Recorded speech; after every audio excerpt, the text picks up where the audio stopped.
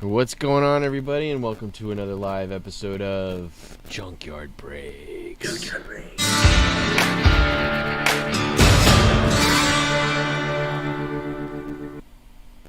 What's up, Jason? Well, not much, Dolph. I just got my trucker outfit on apparently tonight. Nice flannel. It's like My 80 degrees, tank top 85. We got and a my flannel. flannel. I'm ready to reenact Over the Top. Yeah, Any nice. minute now.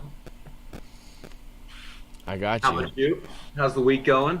Week is going good. I do have some nice stuff that I bought. I got some great customers that are pressing books, so that's taken off for me. So I am definitely starting a pressing and cleaning enterprise. I got a lot of customers now. Well, hopefully we get some of these CGC submissions back. We do some before and after pictures. Yeah, Rick Sandman came, Fingers or not crossed. came. It shipped. Okay. So I don't know when that's coming, no, I'm sorry, no, it's in grading and wait, did it ship? I think it You did need ship. to check. If I'm not it's even anything gonna like bother. mine that shipped last Friday, but really did not lose. Well, leave for Sarasota. years I got the email that it shipped, Yep. but Like it didn't. Friday. It didn't actually ship. They just created a label, which is big Yeah. difference. Yeah, That's a lot of that's what like eBay guys like to do in That's order the to BS keep their of the eBay guys, yeah. yeah. Yeah, you So expect more from CGC than that. So Rick's shipped. It shipped on 6/28/22. I will be getting it. It arrived so today it arrived in Sarasota. So I won't be getting it until shit. I won't even be here. Oh wait, it's USPS. My wife put a hold on the mail. That's a big one to have held. Yeah, it should be three days still, whether it's UPS or USPS. Yeah, I'm leaving Saturday.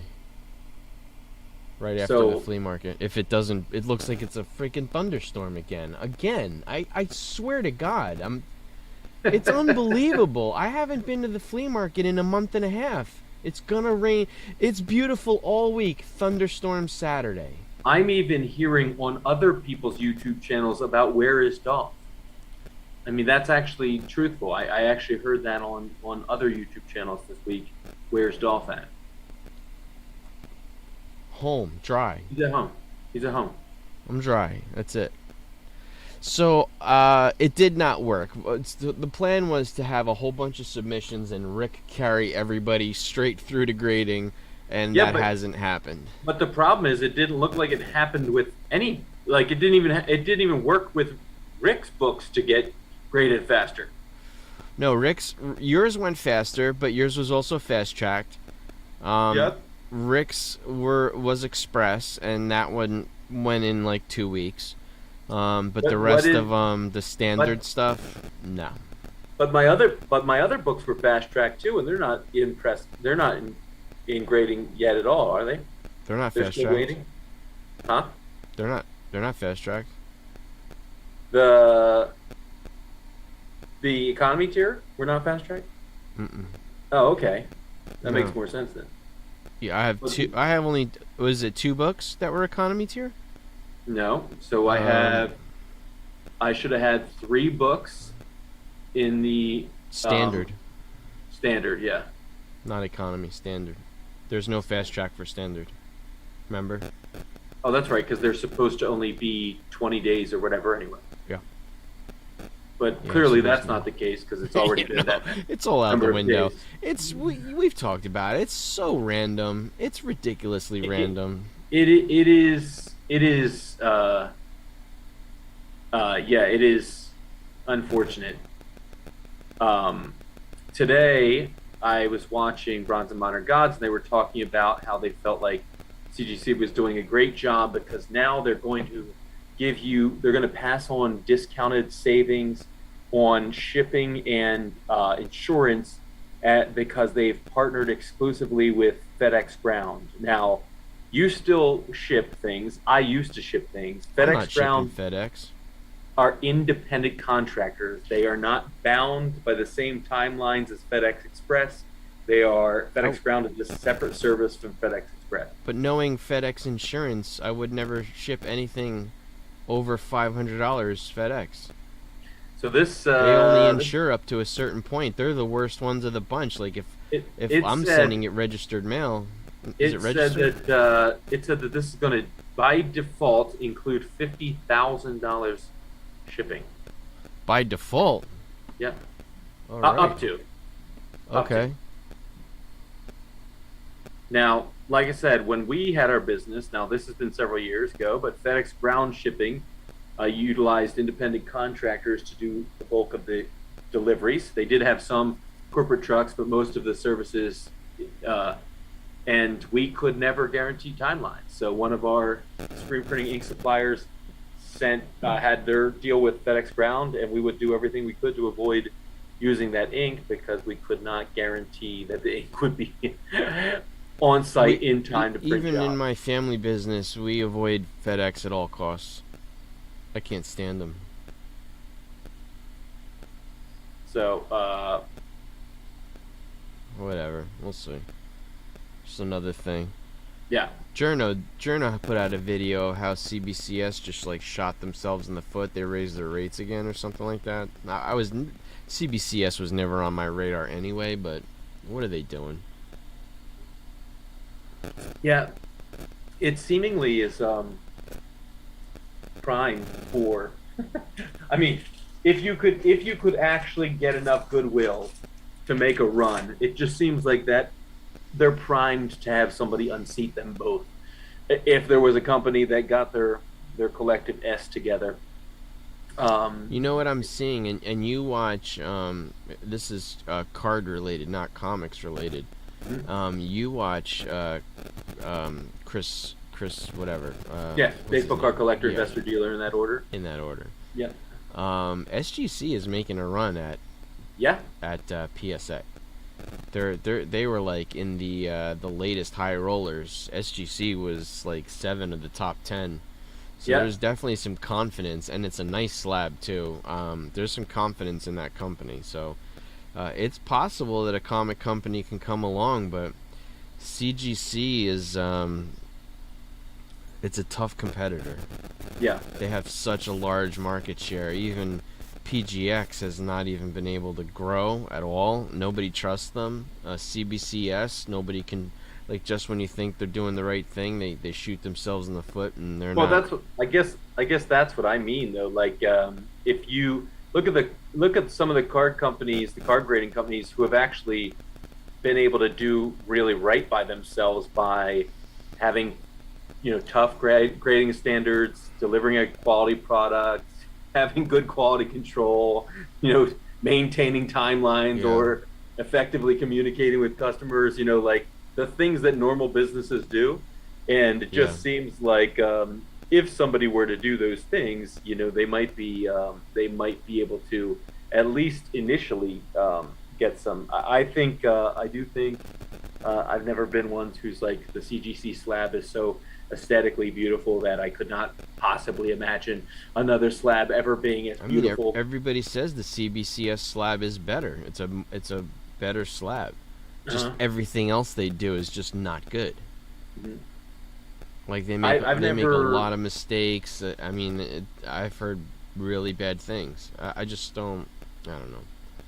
Plus, I don't want to take that kind of hit on value. Yeah, yeah, that's the thing for me. I think that the value is just. I mean, if you're going to grade books, it seems like the market still values the CGC slab more than.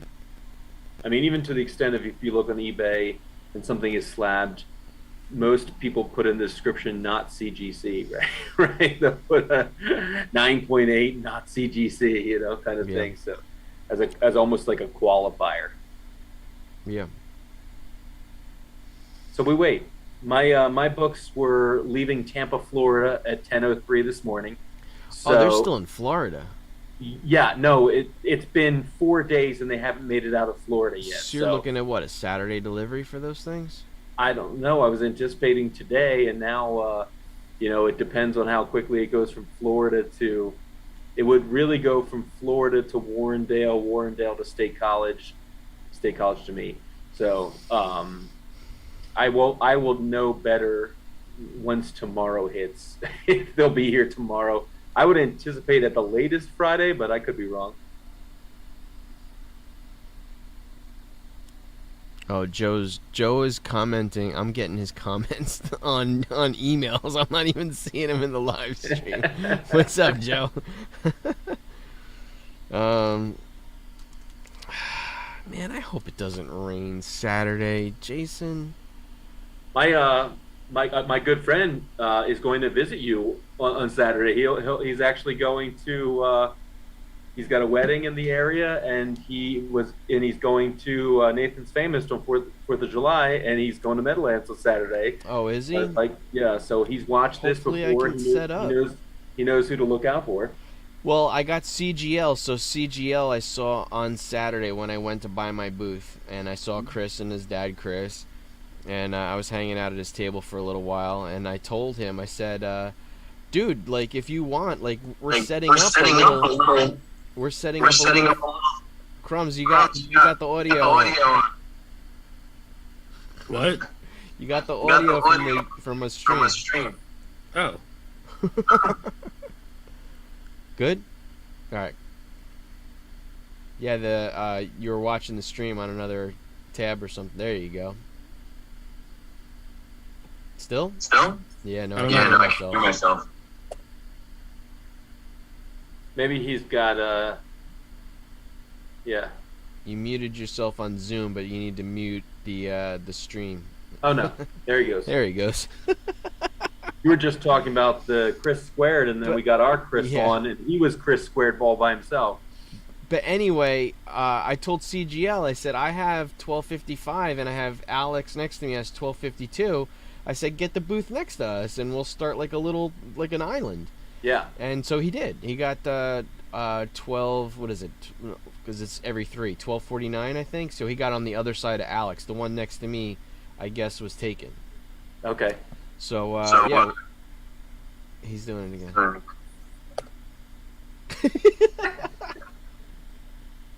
What is happening? I don't know. Well, I can still hear me. You got to mute the YouTube stream that you're watching. I don't even have the YouTube stream up. It's on somewhere. Oh, let me mute this. You have it open somewhere. There's a first time for everything. This is a first. This has never happened. Maybe it's always happened, but his beard was always causing enough interference that we didn't hear it. And now, at least I know my audio's good. Me too.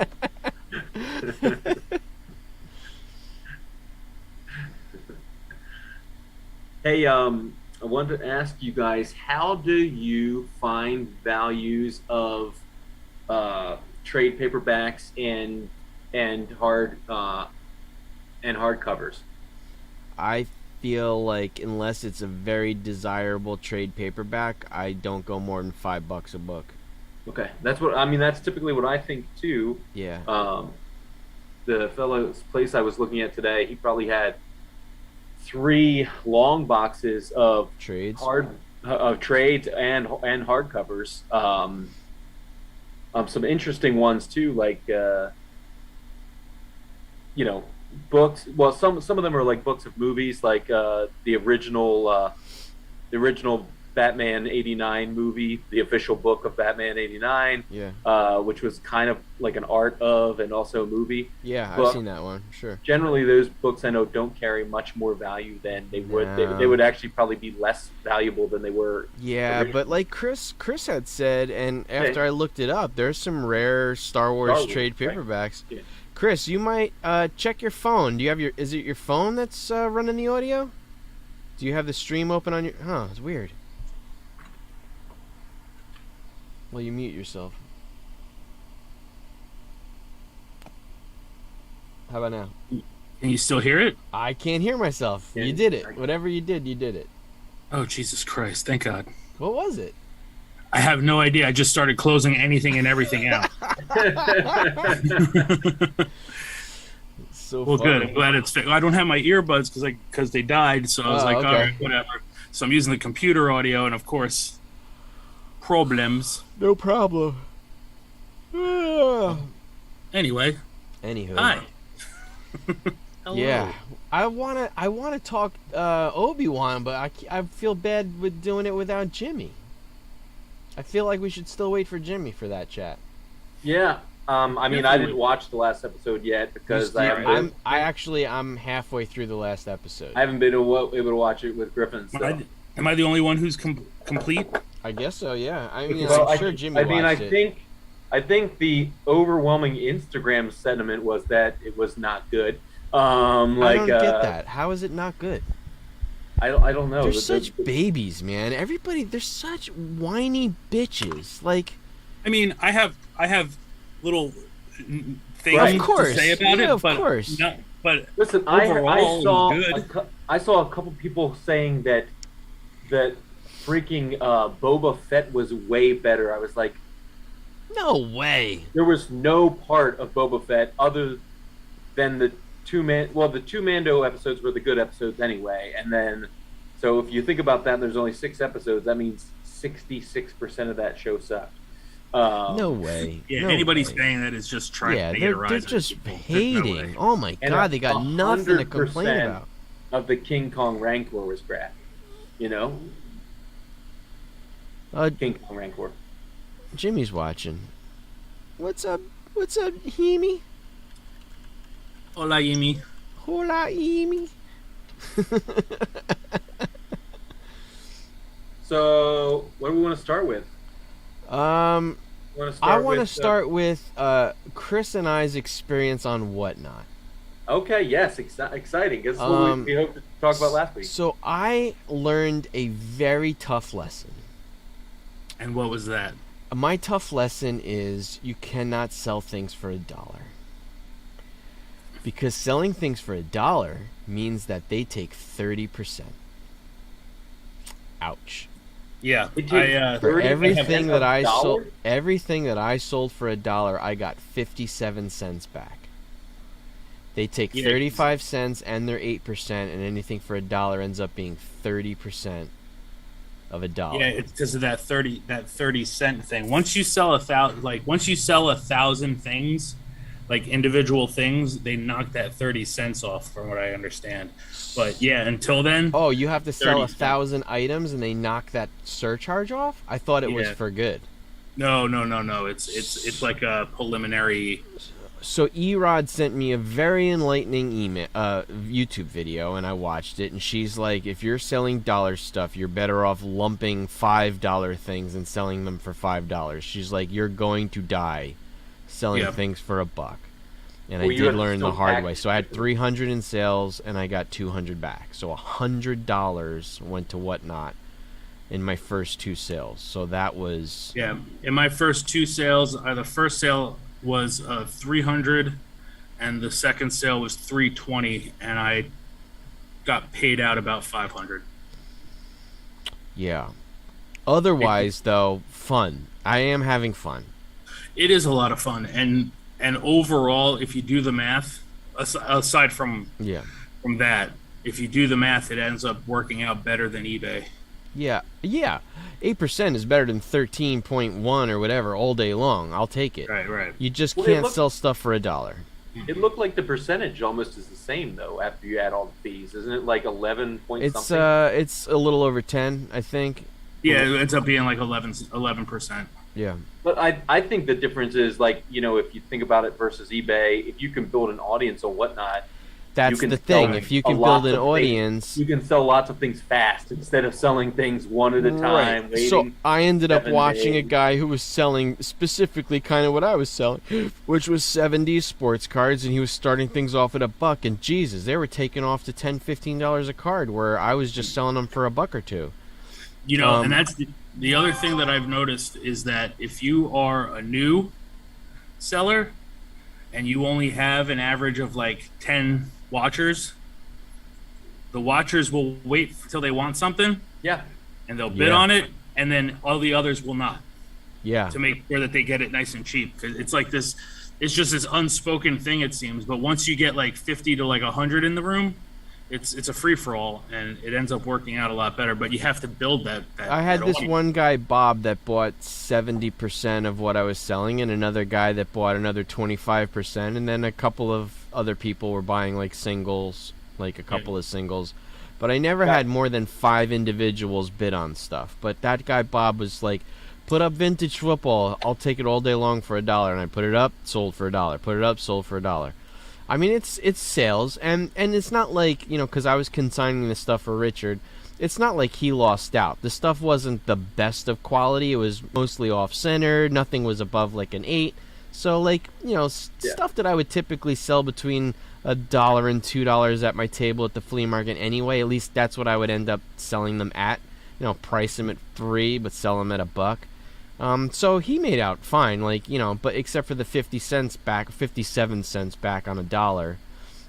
I did have some cards that sold way more than they were worth. Like, I had a card, 75 months, and that was in decent shape. It sold for like $15. It's a $6 card.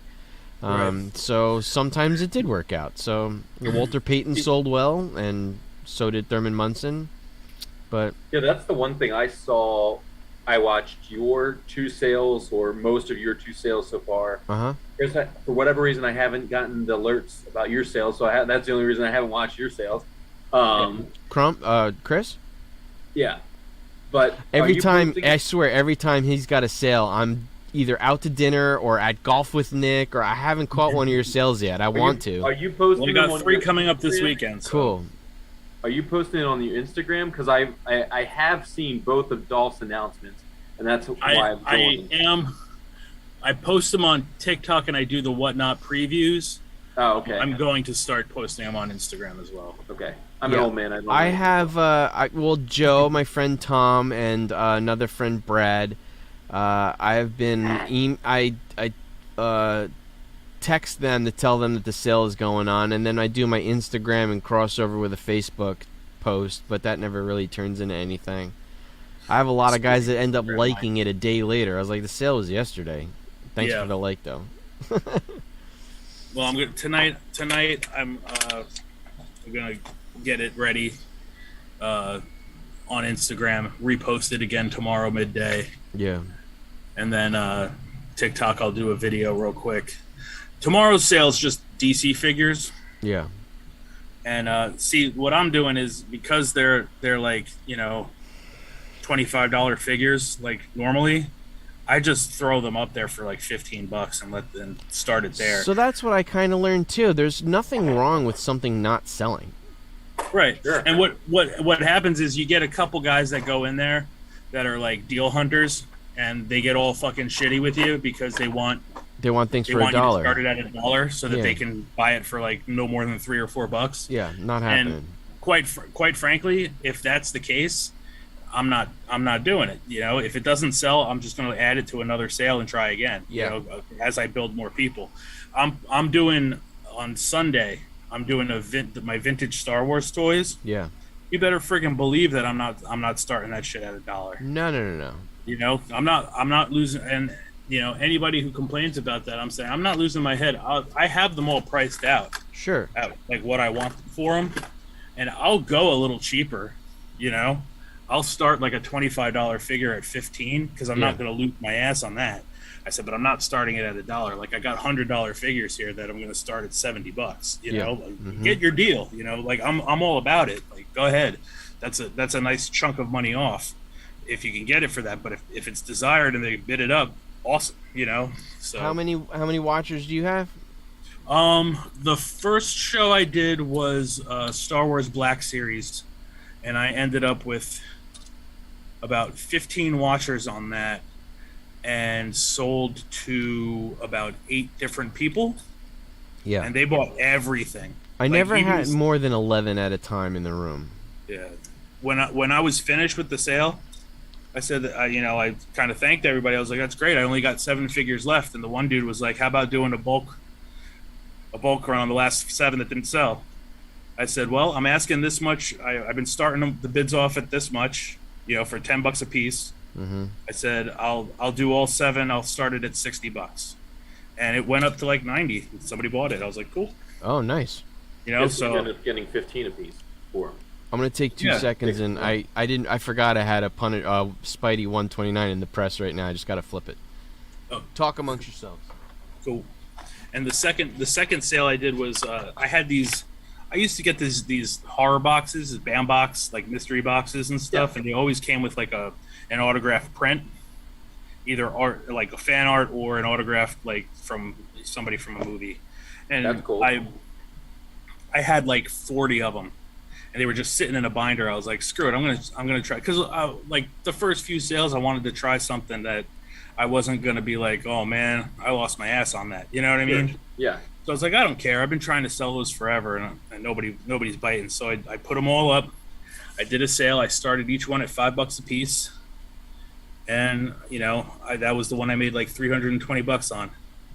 So I threw in a couple. What I did was I had a couple like prop items that either I had that I just didn't care about, and I knew I was never going to be able to like sell, but they were cool things. So I would find a related print, and I'd be like, all right, anybody who buys this print's going to get this for free. And everybody wanted the free thing, so they would bid it up. And I threw in a Freddy glove that I got like on clearance for like $10, and they bid up the print to get the Freddy glove to like $65. So I was like, well, I made out on that one. Yeah. So, but most of them sold really, really cheap. But do you set the starting price for each item individually? Yeah. Because it's real simple. It's super simple. Because I'm just trying to think about, ways that I can move more product. Like, it's been interesting. I've been selling at some flea markets, and, the Silver Age collection I bought, while nothing is super, super high grade, as an aggregate, it's much better condition than most people's Silver Age books. So I've been getting a lot of positive feedback about those books when I'm selling at the flea market, because I'm pricing them fairly, and people are like, oh, these books you don't see books that are in this good a shape from this time period that often, but I'm not moving tons of them, Yeah. And so I'm just trying to think about ways I can move more books faster so that I can turn them into more collections sooner. Yeah. What I would get yourself a Whatnot account. Get in. Yeah, I think if one of us endorses you, you'll get on faster. I don't know how established we have to be, but I know you can get on faster with an endorsement. So if you you can name me. They just look to see if you've sold anything. Like, they sold stuff. Okay, but what I would do is get yourself a stack of dollar books that you'd want to get rid of. Mm-hmm. Start them off at like $2, just so you don't lose your ass. That's the key, $2. Start them off at $2 so you don't lose your ass, and just do a couple sales that way. Keep promoting. How does the shipping work? They do all the shipping. You just print labels. You just print labels. Oh, really? Okay. So what you do is when you have a listing for like a sports card, it's 0 to 3 ounces. You choose a weight class, and then they just add up the weight classes, and then it's like $4.50 for one, and then an extra 50 cents for every card after that. Yeah. I don't know how it's first. I think Erod told me it's $2.50 for a comic and like another $1 or something per extra, something like that. But they do everything for you. That's the key, though. They take that percentage out of the shipping cost. They add in there too. So you're paying the taxes, and you're paying the percentage based on the shipping, which they already make money on, which is total BS. Yeah. So like they're taking money from they're surcharging you on the shipping and then charging you back for it. Yeah, so it's a little shady. That's what freaking eBay though does too, right? eBay does it too. eBay charges you on the total sale with the shipping. Sale. Yeah, which is horse crap too. Yeah. So. Yeah, it's shady practices, man. Yeah, they all do it. Well, I hope that's the case, because if it's 1,000 things, I'm already 150 in. So. Yeah. The interesting thing I noticed though, I was watching. I tuned into somebody else's live sale, so it was like after Dolph's ended, and I can't remember whom it was, but they have a relatively big following. One of the um, one of the female comic content creators, and she had Oh, a I pretty big watched her too. I know what you're talking about. Yeah. pretty big following, and there were books that are definitely like $2 or $3 books that people were bidding up to like $10, $15, and it just I don't know if it's some weird It's because like it's a girl talking. some people want to buy a book because it's from a creator that they like. No, no, and no, no, so- no. They want to buy a book because it's from a girl. Girls are way more successful at all of this, like, grab 'em sales and auctions. Like, these guys, just hearing a girl talking to them, they're like, oh, It I was gotta buy really a book. interesting because the individual I heard was watching. It wasn't like there was any special knowledge or anything like that. I They know weren't exactly what saying- you're talking about. and I was just shocked. I was like, why would you pay that much more for this book? Like, please give me your extra money and I will do better things with it. Like Next time I'll have my wife just do the auction for me. And she'll be way more successful than I would. Yeah, No, Torpedo uses Low and that other girl, right? Yeah, I don't even go on Torpedo anymore, just because there's just so many more, and there's just so many other places out there right now that are doing more. And it's not, it's whatever with Torpedo. I just don't go on there anymore. They're overpriced. Everybody is. They like severely inflate their prices, and for a while it was justified because I was like, at least I know I'm getting that condition. What they say, it's definitely at least that. Yeah. And it was worth it for certain things, and then after a while you're just like, I'm paying way too much for this stuff. See, that's the interesting thing. I am I'm not really recognizing when I do. Now I don't have the opportunity. Like if Dolph, I am confident that right now with stuff that I have, if I actually had the chance to sell at the Meadowlands on a good day, Yeah. I would sell a bonkers amount of comics. But Well, the you're gonna pricing come to thing- see the baby soon, right? Yeah. So I'm I don't have my pricing phone things on me. fairly- It's week 3 and week 4 of July are no good.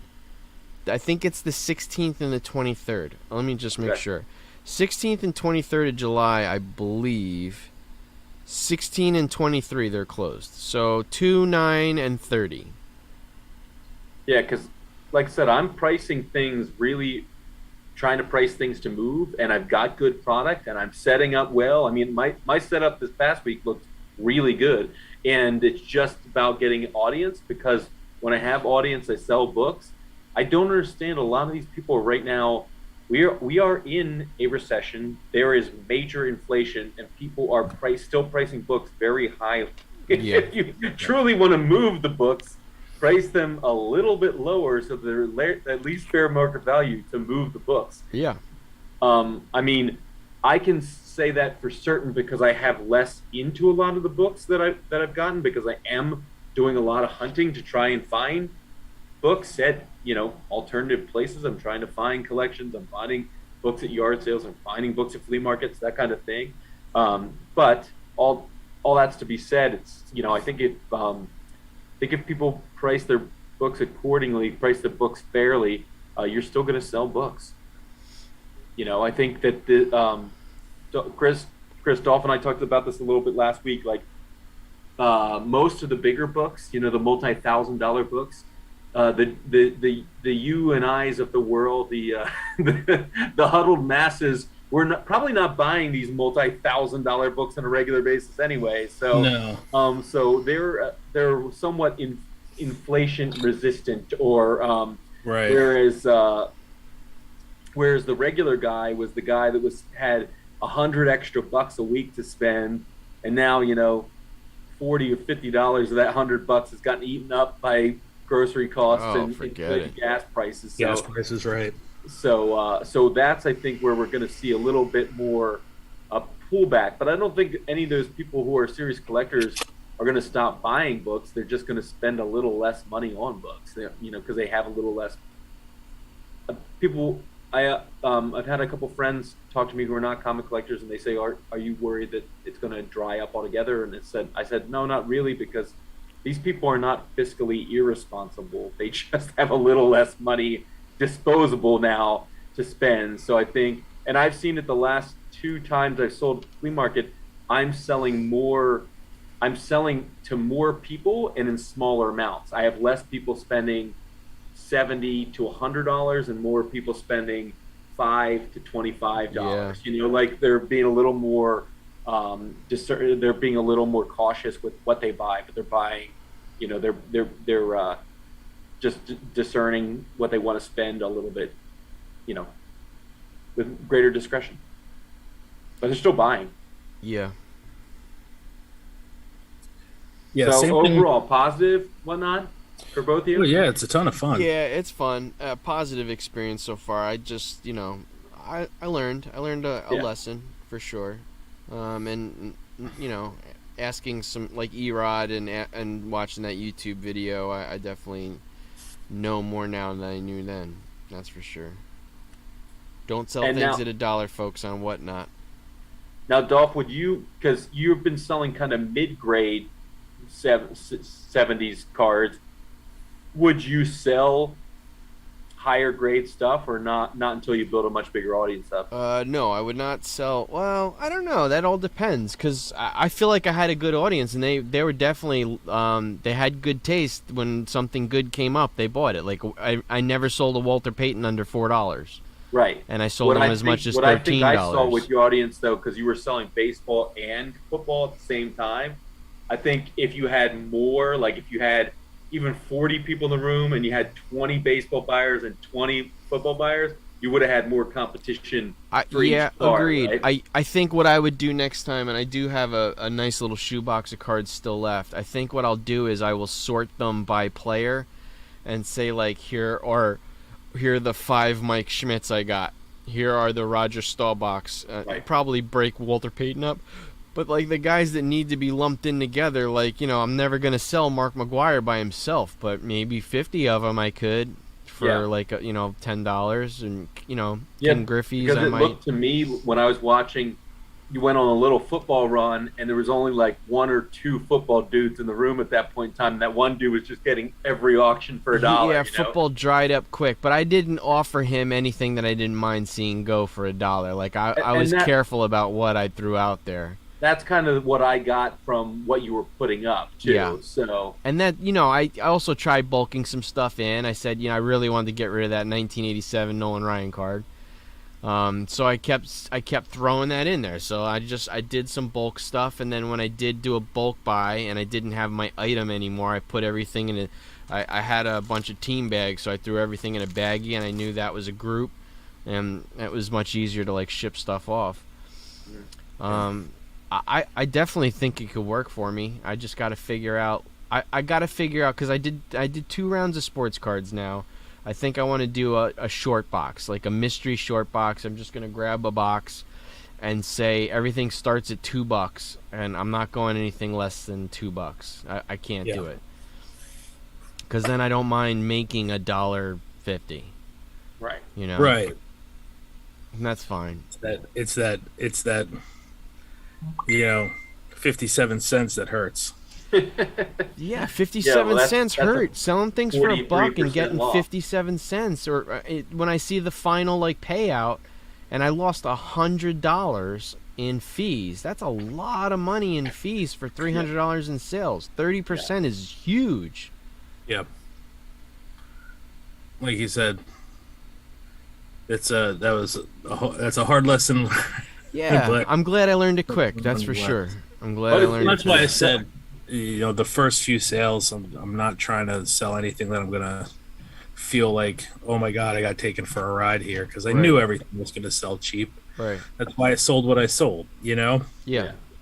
It's But I better have- to have learned that lesson, though, Dolph, when you're selling dollar stuff, you know, for 300 Oh. total bucks, than if it was 3,000. Well, I mean, bucks, right? but You know? that then I'm not feeling the heat on that. Then it's like, you know, it's 8% and 35 cents. So No. Yeah. But I guess what I mean is, like, it's actually good that the payouts come relatively quickly, because, like, Yeah. let's say you had done 10 of these auctions and you did them all as dollar starts, you wouldn't Right. have come to that realization until you saw that payout after you'd Right. already moved, Yeah, the pay, Chris. 2,000 It's cards at $1. 48 hours once they receive.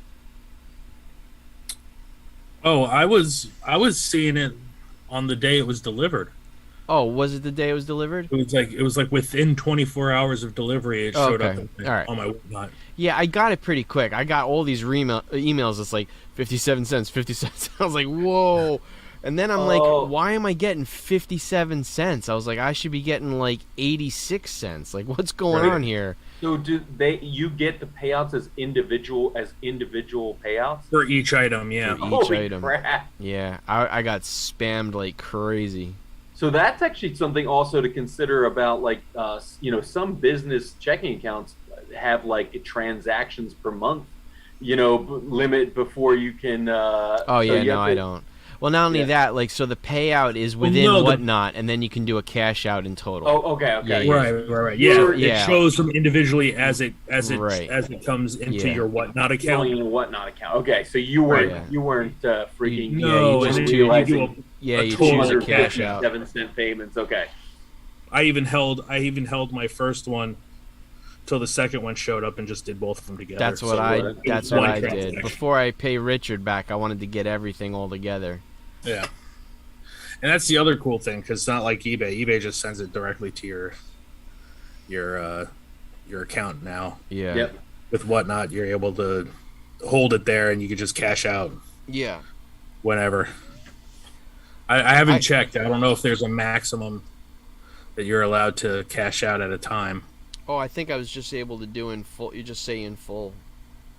No, what I'm saying is, like, if you hold on to it and you got like $7,000 in there, to the stupid number. Wow, Chris, $7,000. What kind of toys? I'm you just got? saying, stupid number. Well, Just you know, as an example.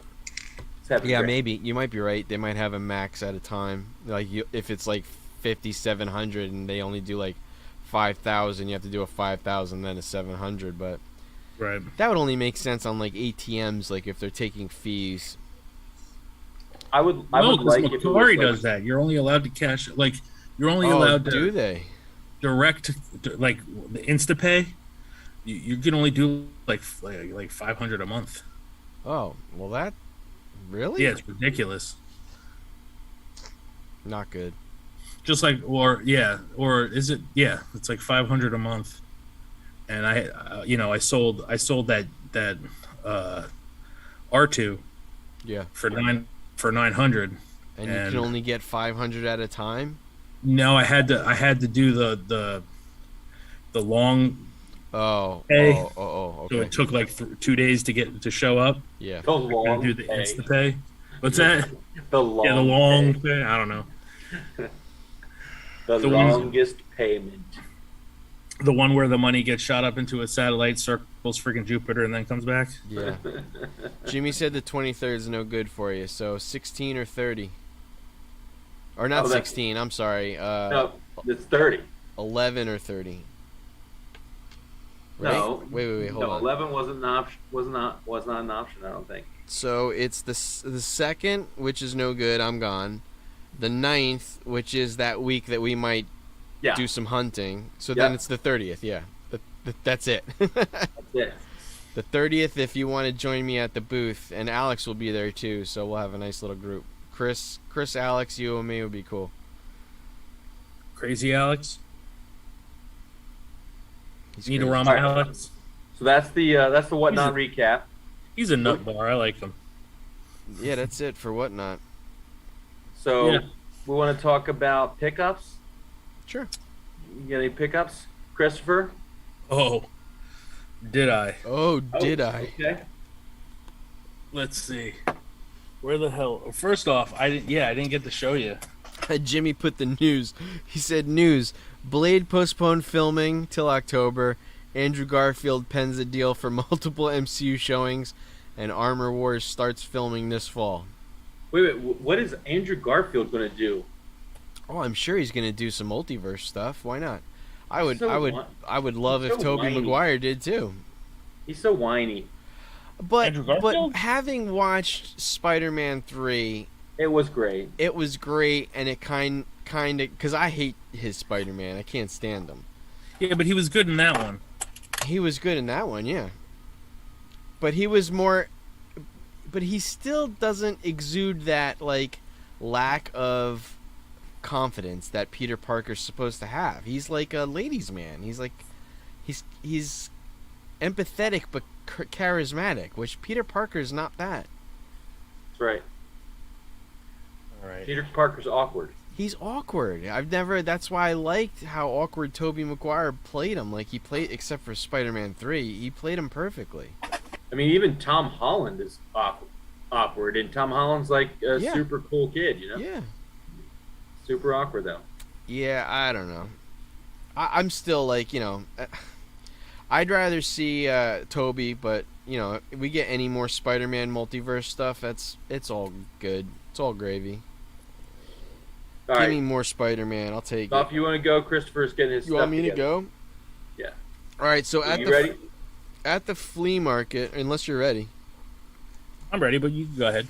All right, at the flea market, I ran into Chris at CGL Comics. I bought a couple of books off of him.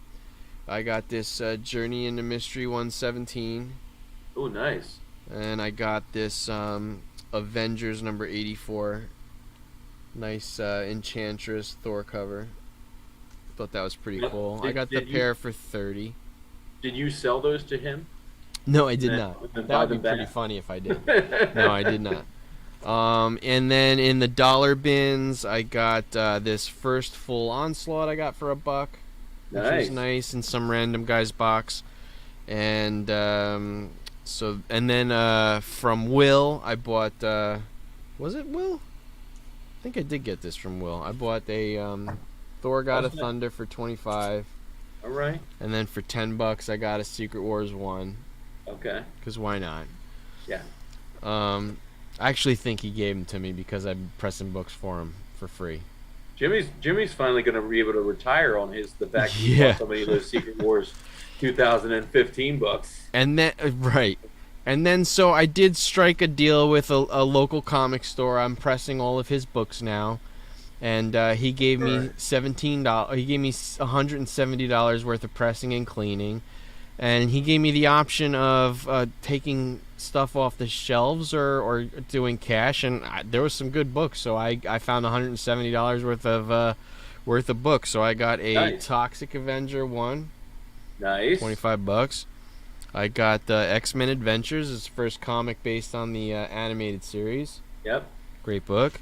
I got the Secret Invasion number. What is that? Number 40. Yeah, first Ferengi or something First like that. Right? Ferengi. This is the Queen. And then I got another of the second printing of the Black Panther. Good one. Nice. And then another Sam Alexander, man. I'll buy these all day long. This book's Yeah. gonna fly. How much they have that priced at? $40, $50? 30. $30. Okay. And then the Strange Academy number 16. Nice. This is a hot book. And then last but not least, for $60, I got a Kanan number 1. Nice. So this Excellent. book is gonna do well, and that's it. That's it.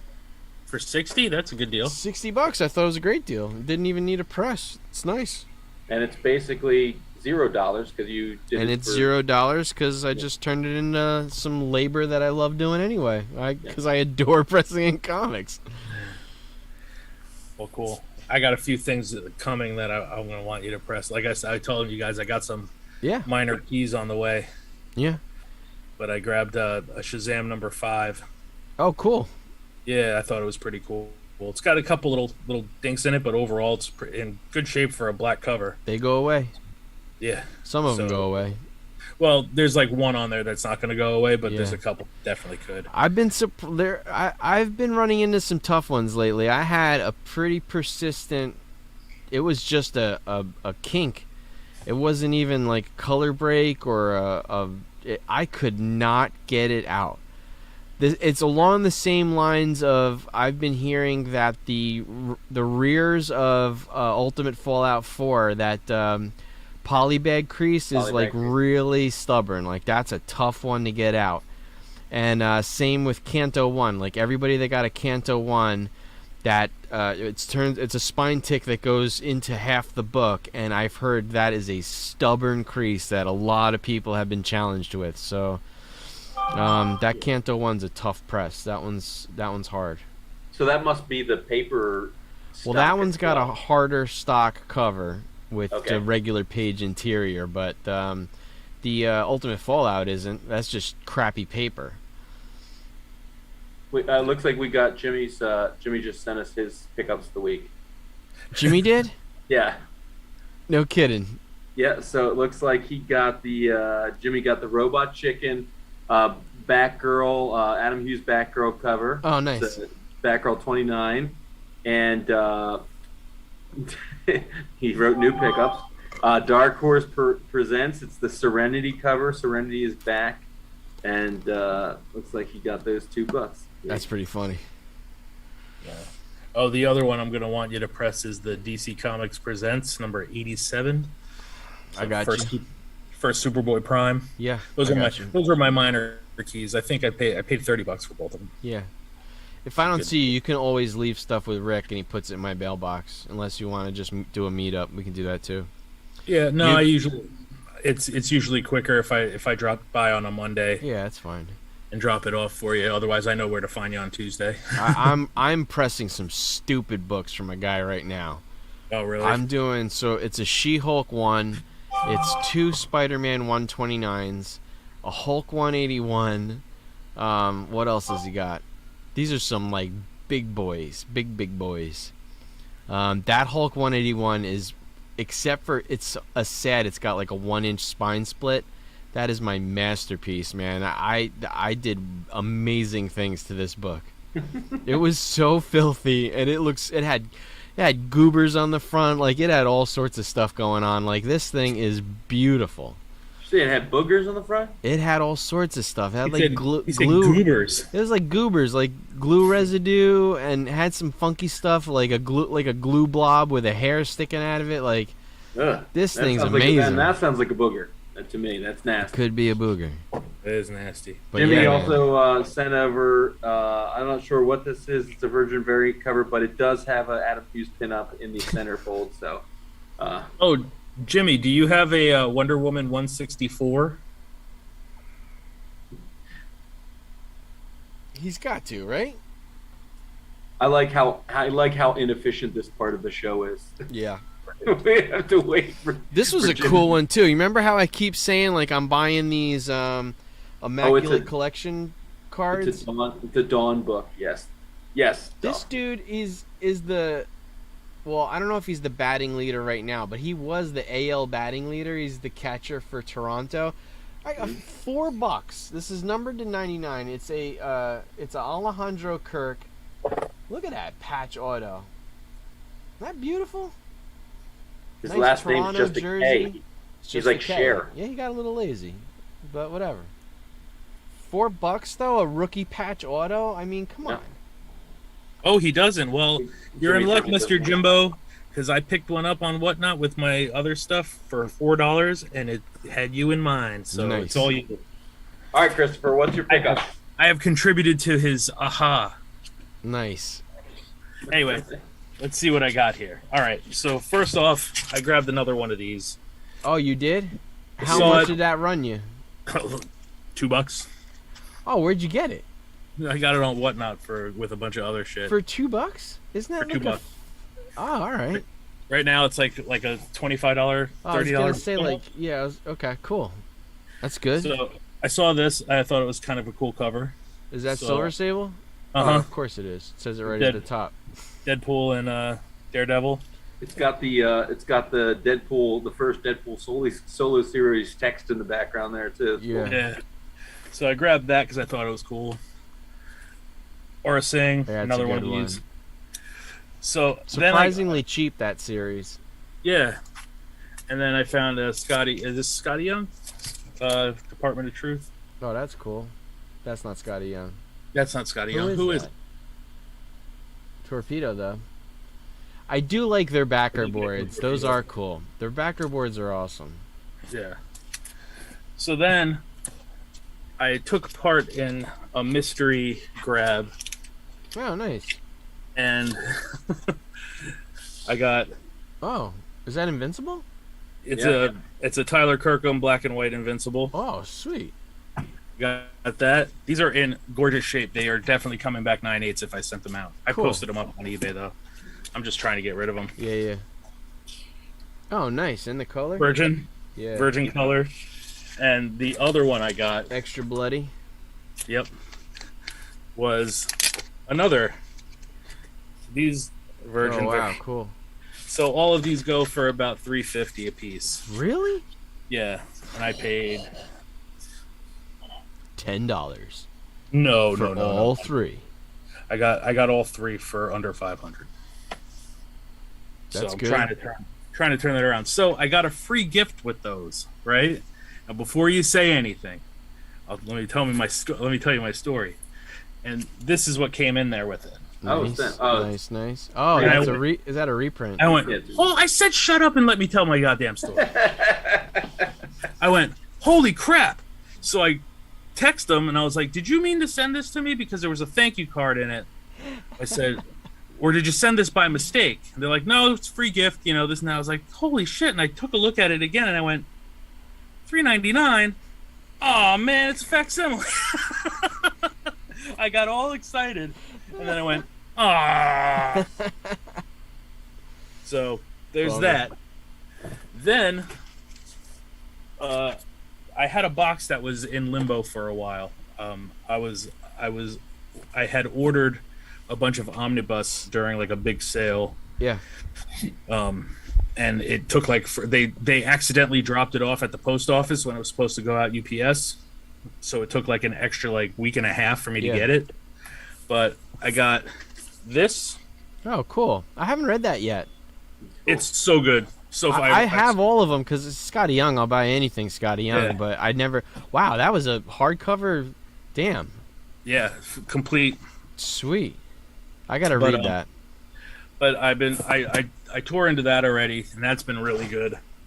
I grabbed Volume 1, Nice. House of Mysteries. I thought Very that was cool. pretty That's cool. I got Volume 1, Silver Age Flash. Man, all the DC stuff is like those are like $80. Yeah, I got them for like $50 a piece. Grant Morrison Superman. I'm not big on Superman, but I love Grant Morrison. Yeah, Grant Morrison wrote them well though. That and the run on JLA he did well. And then this was an auction piece that I won. Oh, cool. Is that? But I like that each book gets Signed by thicker. Jason Aaron. Nice. yeah, it was pretty cool. And then the last one I got, I held off on it, and it was one of the last books This that book is going to be this thick. Yeah. it is. It was one of the last ones that sold on. It didn't sell actually. Yeah. I kept mentioning it, and so I got these from SMZ Comics. These are two guys that used to work for Torpedo. Now they started their own thing. Okay. So they asked me, they were like, I'll make you a deal on that last book. I was like, okay. They're like, well, shoot your shot. It's $150. On the back. Yeah, on the back. Yeah.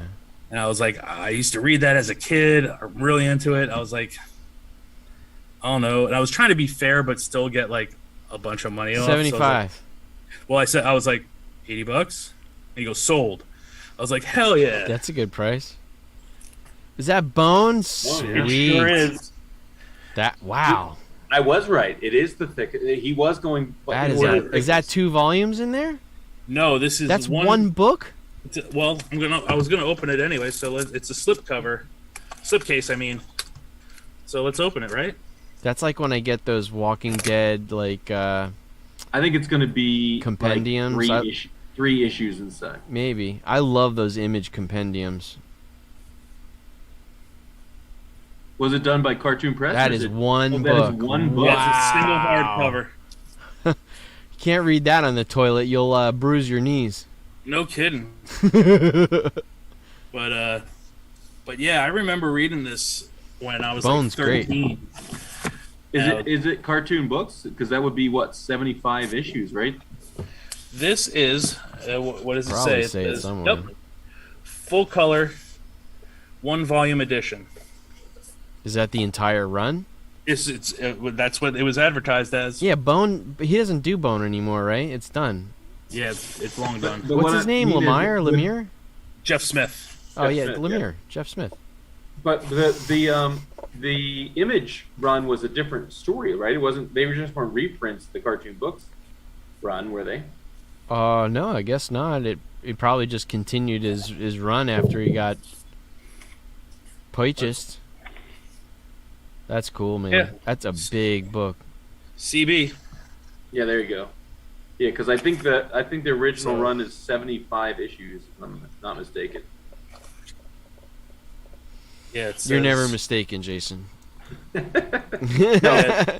If I'm not mistaken, which I'm It's got never a- mistaken. It's got the cover gallery in the back, and let's see. That's cool. I gotta flip this book. Be right back.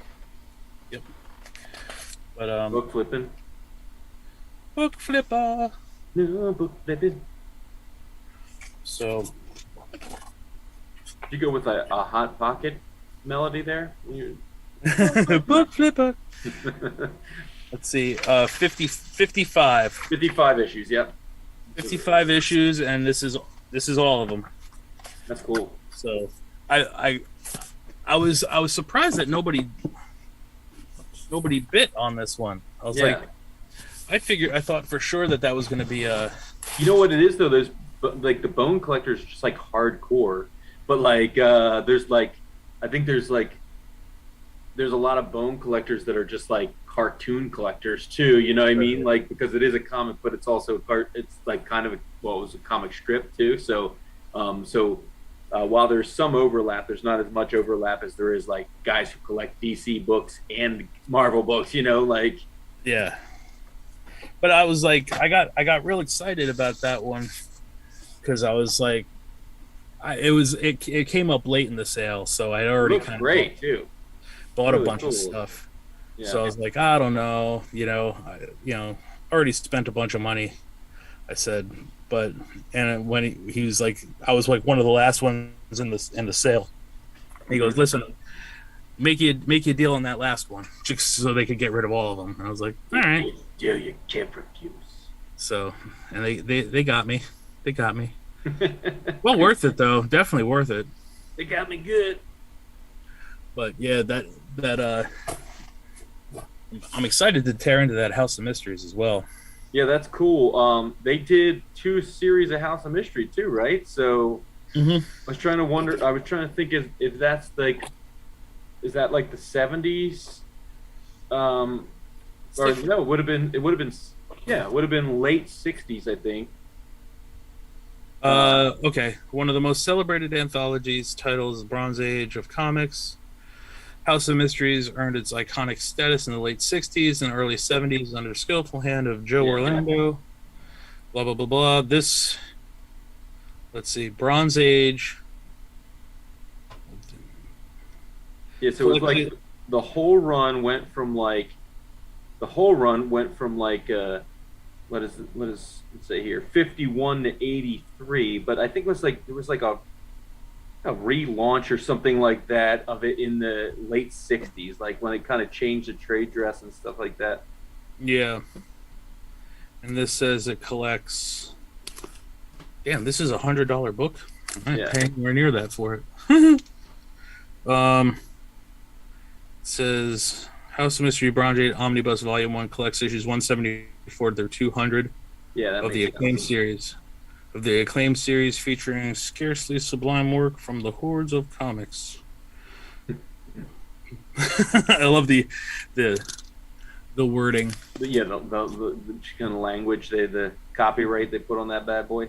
Yeah. So again, that's what I had to show off. I thought that was I was real excited about those omnibus. I've been wanting to get into some more Silver Age stuff. So that Flash book, my wife likes the Flash a whole lot too. So I was like, That's cool.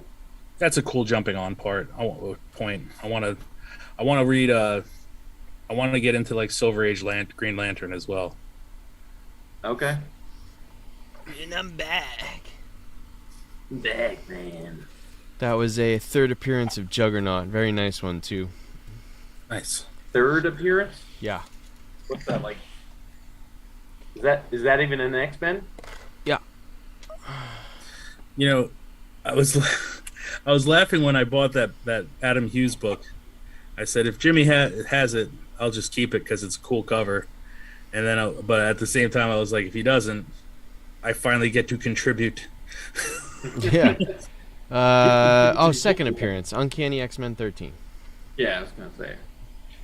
It's the one where he's like, you see the back of him. Yeah. Very cool. So even though it's a facsimile, it's still a pretty cool. It's great. cover. Sorry, I blew up your spot. Yes, it is still. Well, because still I very cool. knew you guys were gonna see it right away. As soon as I saw the long barcode and the $3.99, I was like, ah. Yeah. Well, because it took me. Listen, it takes me a little bit longer. That's all right. Than you guys. So at first I looked at it and I just saw the cover. You know, I'm like, I know. What? You're like, why would you give that to me? Well, some of them.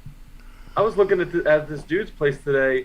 They did some of these reprints in like the '90s where it did even the cover price was the old cover price. So like I don't know if they were like it's hard to I don't tell. know if they were like giveaways or something like that. But you Yeah. like flip them on their back and you see like a Clearasil ad on the back, so you know they didn't have Clearasil. You know, like and stuff like that. But I was like, my God, they make these stupid facsimiles. That's what Topps does with sports cards, man. We've talked about this. I hate it. Yeah. It is bad practices, man. When you buy, especially like an auction site, and you buy a Peyton Manning rookie and it says reprint on the back, you're like, son of a bitch. It is exactly the card on the front. There's no difference. They do that with a lot of cards, man. It's like even they reprinted the Trout rookie, and unless you have the back, it's stinks. crazy to reprint cards that are only 10 years old, for God's sake. Yeah, it's stupid because they have that mini set that it's like, I don't know, somebody's favorites or whatever. Yeah. And they reprint all of them. Jeter's in there. Chris Bryant, I bought in an auction, a Chris Bryant rookie. I was like, yeah, it's worth $0.25. I was like, this isn't a rookie. It's a reprint. Bad. I hate it. Anyway, shall we do the top 10? We shall. Jimmy said that he actually needs 29 books of the Wonder Woman Adam Hughes. He did a ton of Wonder He needs 29 still from Wonder Woman? Yeah, so Wow. I'll keep my eyes peeled on whatnot because there's You a know what couple we guys did? that We found a great website, Jimmy and I, when we were at the diner. It was a nice visual checklist of every Adam Hughes book. It was really cool. So at least he should print that out if he hasn't already. It was really like cool. 60 some odd covers, so Is that right. all? Of Wonder Woman. 60 covers in the Wonder Woman run? Yeah, it's crazy. Wow. That's Yeah. got to be his most prolific run. Well, yeah, because he only did Because like he only the Star Wars, he only did what? well, Catwoman he did a ton. but Catwoman it he was- did a lot. And Batgirl he did a lot. But not that many. Jimmy will chime in. Jimmy said it is. How am I not getting Jimmy's messages? Then Catwoman. This is some BS. it's in our group text. That's some bull crap. Oh, it's in our group text. Why isn't Jimmy typing in the YouTube channel? So it could be more for the people. For the people. It's for the people. For the people, by a person. Junkyard Breaks is for the children. It's for the children, by the children. All right, I shall share this screen. Yeah, I mean, number 10 is ridiculous this week. So All of these are it's getting more and more ridiculous. I mean, there's like 2 on here that aren't a grand. So Jason, all right, this so is a stupid list. number 10 is Marvel Family number 1. This is the first appearance and origin of Black Adam. Just in case you didn't want there to be too much Yeah, let's value in one book. just throw in low grade, which we already know is not 5,000. It's probably like 30,000. Can we please talk about the 8.0? $45,600, up 4,967% since 2007. Yeah, but This book- I saw somebody talk about this on YouTube. I mean, that comic investor guy was, yeah, all right. So he put in his title up 5,000%, but it's from 2007. I mean, the sale is very old. Yes, but I mean that's only 15 years ago. Can you think of many investments that are up 5,000% in 15 years? That is where Nope. it's at right there. Nope. That is an incredible. I mean, I don't know. I wonder what the population count above an 80 is. I don't know, but that is also, remember the paper quality is a little like newspapery on those, right? The covers are decent, but the insides are. I mean, are we really though? Are we talking about page quality from a book that's 77 years old? Well, actually, Golden Age stuff holds up pretty well. It's better than Silver Age stuff. Like, you don't get any of that Marvel chipping back then. Like, it actually, if you get some stored correctly stuff, it holds up really well because it's like that. What is the word? It's like vellum. It's like it's really thick paper. Like, it's strong paper. Everything was made better back then. 2.5 sold for $10,200. I mean, you could have doubled your money in 1 year. Thank God Jimmy's got 3 of those in his shoebox somewhere. That's crazy. Yeah, I mean, last year sold for $5,000. But this is what we were saying. It says low 5.5. Yeah, A 2.5 sold for 10. Start updating your low. yeah. I think they need to make 5 categories: low. Cause look at number 2. You think you're getting Werewolf by Night for $80? Nowhere. No way. So yeah, I mean, Marvel Family, number 1, a good buy in 2007. Just go for his silver appearance. This is Looney Tunes. I do like though how back in 45, like the trade dress was like maybe the fonts, there was no fonts in 45. There was only several fonts to choose from, and this was the only one that had an italicized version, and so they went with this one. Yeah, that eye is horrible.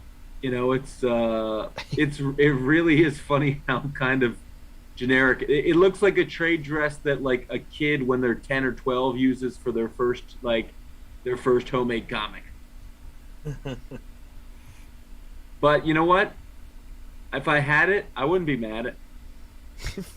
No. I wouldn't be mad. Surprised your friend didn't find one in that house, that clean out. Yes, exactly. Oh, there just All happened to right. be a Marvel Family number 1 in there too. All right, Marvel Family number 1. You find it at the flea market, you're buying it. Yeah, you're buying it. Werewolf by Night number 1. If you haven't, like, it just finally starts showing up on this list, but you should have been, if you wanted one, you should have been buying this book. I mean, this has not been a secret. You should have been buying this book for a year now. I think the same dude bought both these books in 2007. Yeah. Because our 9.8 for Record Breaker is breaking one from 2007. I can't believe that's got to be a really low pop count, that 9.8. Yeah, I mean, again, you know, sometimes I'm always talking about these brutal differences in like a 9.8 to a 9.0. Now, there is, you know, 3 grades in between. But man, that's a 28x difference between a 9.8 and a 9.0. Doesn't Comic Tom have a 9.8 behind his shoulder? Of Werewolf by Night 1? He might. He's got a Or is it a 9.8 Tomb of Dracula? He's got a 9.8 Tomb of Dracula. It's a 9.8 Tomb of Dracula. Okay. Which I'd imagine is still a very big book. Yeah. Oh yeah. So, you know, this book is just up. I'm assuming just based on chit chat about The Halloween episode. Halloween. Yep. Yeah. Plus, there's mention of his kid from Strange Academy. Like, I saw a little bit of that. But there, you know, all the chatter has been talking about whether or not Werewolf by Night would be the werewolf from the 2018 series or something like that, right? Yeah. Who would actually which one would play? But I don't think that either would. way, though, even like It's it's like Nova. If they go with Sam Alexander, I it does know not it's mean that still Rich Rider's book's not going to go up. Like, exactly. They're still going to see a boost or a boon on that first one. yeah, because even like that Moon Girl book, like I'm still getting Devil Dinosaur 1. I don't care about whether it's Moon Girl or Moon Boy. Like Devil Dinosaur's #1 is still the way to go. I thought this next one, number 8, is interesting because it's specifically the newsstand edition. Specifically the newsstand. And to be perfectly honest, this high of 260 should piss you off maybe more than any because it's a relatively well, 97, they call that modern still, but like a 9.4, still no 9.6 or 9.8 is already $50 or what is it, $65 more than the high here. So is a 9.8 what, an $800 book right now? Yeah, I have a 9.8 and a 9.6. You have this book in a 9.8, 9.6? Not a newsstand. Not newsstand. No newsstands. But yeah, I mean, I think your 9.8 direct is probably $500. You know, I was buying them for $75. I think for the 9.8 I bought it for $125. I think. Yeah, I think I have like 9 of these. I was specking on Thunderbolts a long time ago. That's why I was kind of bummed though when William Hurt passed away. I thought that was going to be the end of it because he's a big part of Thunderbolts. So I felt like the whole concept of the movie would died with William Hurt. I'm kind of glad that they're still going to put it together with Zemo. Yeah. So that's kind of cool. I think this cover is an interesting looking cover because it's that late '90s Hulk draw. Hulk. Who did these? Ron Lim did. It says Mike Deodato. Yeah. But I'm a really big fan of them using the actual Thunderbolts trade dress as introducing the Thunderbolts. So yeah, I like that part. Yeah. I like it. I like this book. I'm a huge fan of this book. Everybody buy it because the more you guys do, the more mine goes up. This one I would love to find. It's interesting. I have not found this one, and I've barely even seen this one in shops or anything like that. So, but I know it's relatively prevalent. But like you know, it says like a 7.5 sold for $135, no previous data. Yep. But a 9.8 sold for $180. Just go with the 9.0. 9.0, yeah. I mean the 9.0. Oh, absolutely. But I would buy this book. Yeah. Even at that price, I think there's a lot of room to grow on this book. So I think so too. I think the Thunderbolts could be a series that really resonates with people. Like, bad guy teams. That's awesome. Bad guy teams. Yep. Awesome. So well, it's going to be Marvel's version of Suicide Squad, basically. Yeah, and I could see them doing something a la like Guardians, where it really strikes a chord with people. So what are they saying? Like Zemo, Yelena Belova, U.S. Agent. Who else was going to be part of the team? They were even saying like Ghost Rider, maybe. Which, if you think about it, like there are already like the better parts of the shows they've been in so far. Yelena's the better part. U.S. Agent was actually really good, I thought, in Falcon and Winter Soldier. I thought Wyatt Russell was one of the better parts of that show. So, yeah, I'm about it. I'm all about it. All right, moving on to the Wonder Man hype. I actually am kind of shocked how big this book got so fast. I mean, just like a 9.2 sold for $6,000. Yeah. I mean, but that's not the record. 7,000 in 2008. 9.2 of an early, a suspiciously high $7,000 sale from 2008. Somebody was laundering money. Well, it says, the same grade. Details of the sale from over a decade ago, but in 2009, the same grade sold for $4,050. So there could be an error in data. Yeah. I don't know. This is a book that, holy crap, though, the difference in some grades, you're seeing some major Those floating head books, man. Yeah.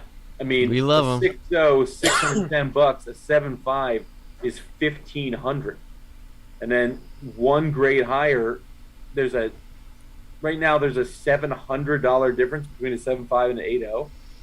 I gotta look at mine, and I think mine's pretty hosed. Mine's probably like a 3. You know me. I bought everything like lower mid grade. He's hosed. It's hosed. Jilly Donut, eh? This one is like in my Silver Age collection. I just missed this one because I had like I had number 10, which I'm getting back, like 10, 12, and stuff like that. But just missed this one, obviously. This is like one of those ones where, I mean, you got single digits of any of those 60s runs. Like, you know, these are highly collectible books even before they mentioned Wonder Man. Like, it was interesting, though, because, I mean, this one's been talked about since I've been back into buying comics. This one's been talked about, like, as an undervalued key. We'll do a search and see what I just right-clicked on, opened up a tab for Wonder Woman eBay listings. We'll look at it. That's a possible inheritance book. It's an inheritance book. That's a book my stepfather has, for sure. I'm so sick of this book. I'm so sick of this book. I was going to say, moving on, I can't. The book that keeps on blazing. I don't get it. So I was thinking about this book randomly today as I was walking. And this book to me, so we know Spotlight, right? Is this commanding more money because of its proximity to Spotlight, because of the cover, because of the fact that it's hard to get a high grade? Because if we think about this in terms of, like, I would put Ghost Rider in a category around Moon Knight, right? Now, well, there is that. So I forgot. Faust said last week that people might be buying this book because it closely looks like Marvel Spotlight 5. Yeah. And just because it looks similar, that people are stupid and they're buying this book instead. Because if I think about it, like, similar character, right? Now, I think Ghost Rider probably is a little more popular long-term than Moon Knight. But look at the difference between Moon Knight's first appearance and Moon Knight's first solo, right? Oh, big difference. Huge difference. Now, this book is like thousands and thousands of dollars already I mean, that's a 9.4 sold for $3,360.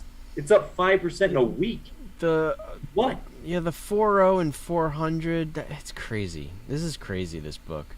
A 4.0. This book selling for $400. His second true appearance in a 4.0 sells for like $350. Yeah.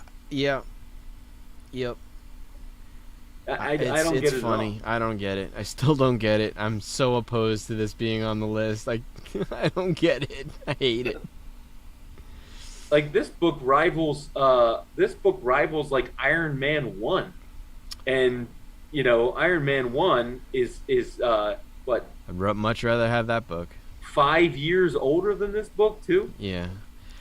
I just even the fact that, like I said last week, Son of Satan has been used. They used him in that Hellstrom TV show and it failed miserably.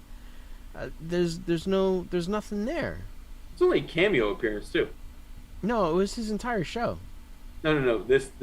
Oh, this yeah. is only It's cameo right. appearance. Right. So I mean, Damien Hellstrom's not freaking pulling this book along. That popped wheelie is what's pulling this book along. The Papa Wheelie. You know? It's all about the wheelie. That's a $3,300 wheelie pop. Can we move past this stupid book? Yeah. All right, moving on. Moving on. Fantastic Four number 6. Stupid. Oh, if I just like listening to you bitch about that book every week. I hate that book. Can we get this one on the close up of this cover? This one? I just don't know why Submariner looks so emaciated. Submariner's emaciated. He's got little tiny legs. He forgot leg day. Doom's doing the Macarena back Yeah, I don't know about the Doom pose either. Doom's doing the Macarena, and like this cover on that is not a Kirby cover. No. This is when. There's no way that's Kirby. Well, look at the. Just 'Cause- click on the listing. You'll see who did the cut. Yeah, it'll say Click on the side. listing. Yeah, click on there. Yep.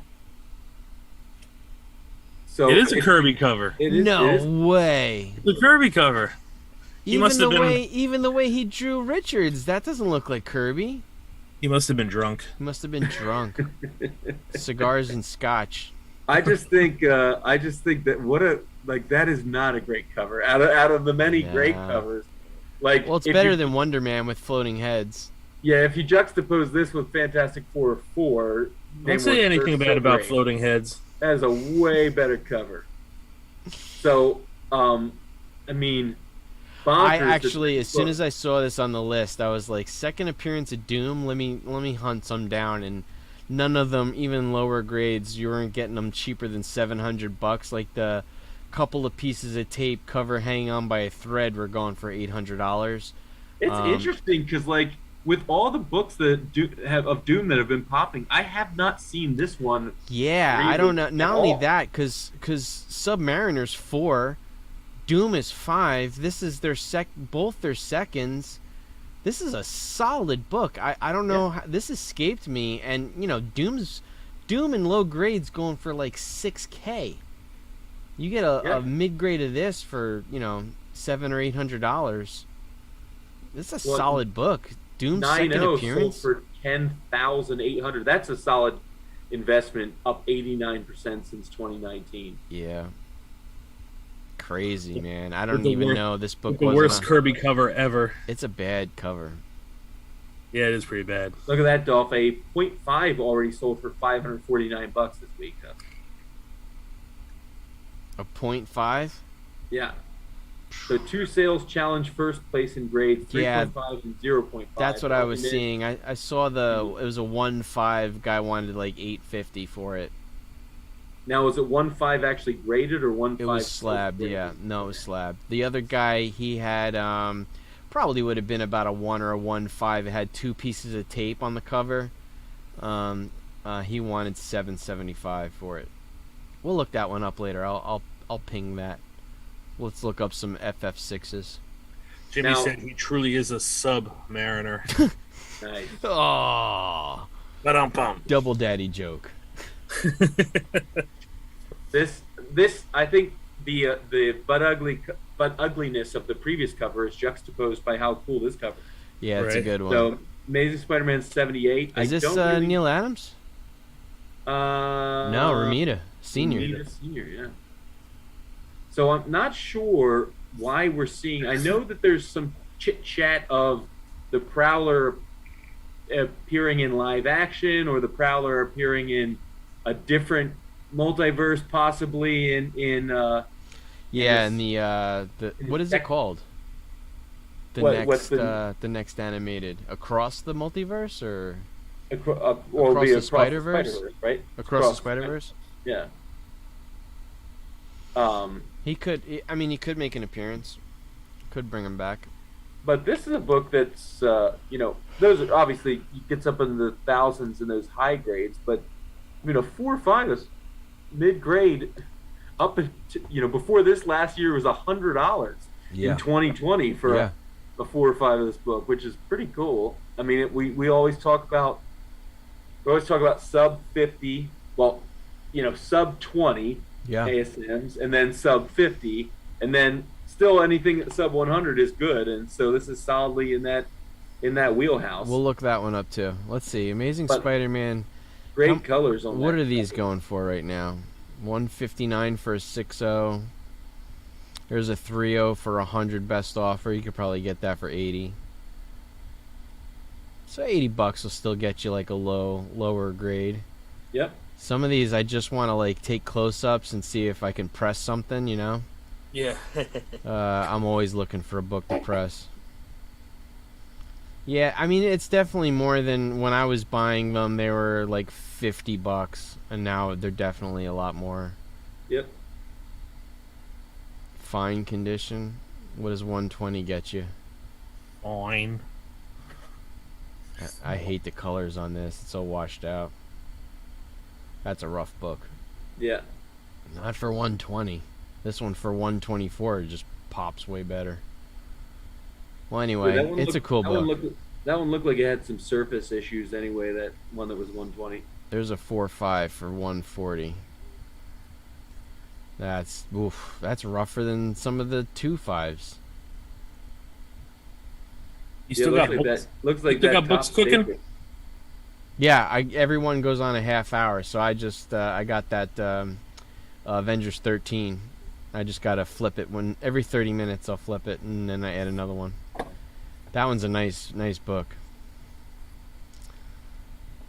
This is that. There it is. Yeah, 560 for a 0.5 unrestored. Jeez.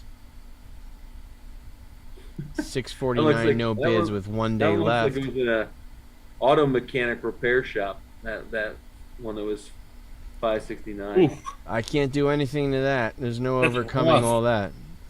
That is rough. And that is starting at 649 bid. I think that guy's on crack. He's on crack. Look at this dude. A Yeah. 2.5, 1850. This guy's lost his mind. Well, especially when you get a 4.5 for. Yeah, this is what I noticed from my comic shop. 635 for that. It's covered in tape. Oof. Wow. What was the one that was for 65? 65. Yeah, right there. Facsimile cover. Facsimile. Doesn't even have its original cover. Wow. See, I'm a sucker for the facsimiles every time. You get a FF6 with a $4.99 price tag on it. Yeah, right. Anyway, that book's too expensive. I'm not going there. Hey guys, I got it for $50. Yeah, too Fake. much.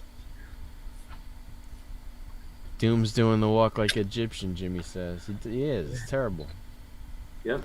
There's that Wonder Man. What'd you say before? He's doing the Macarena. Yeah.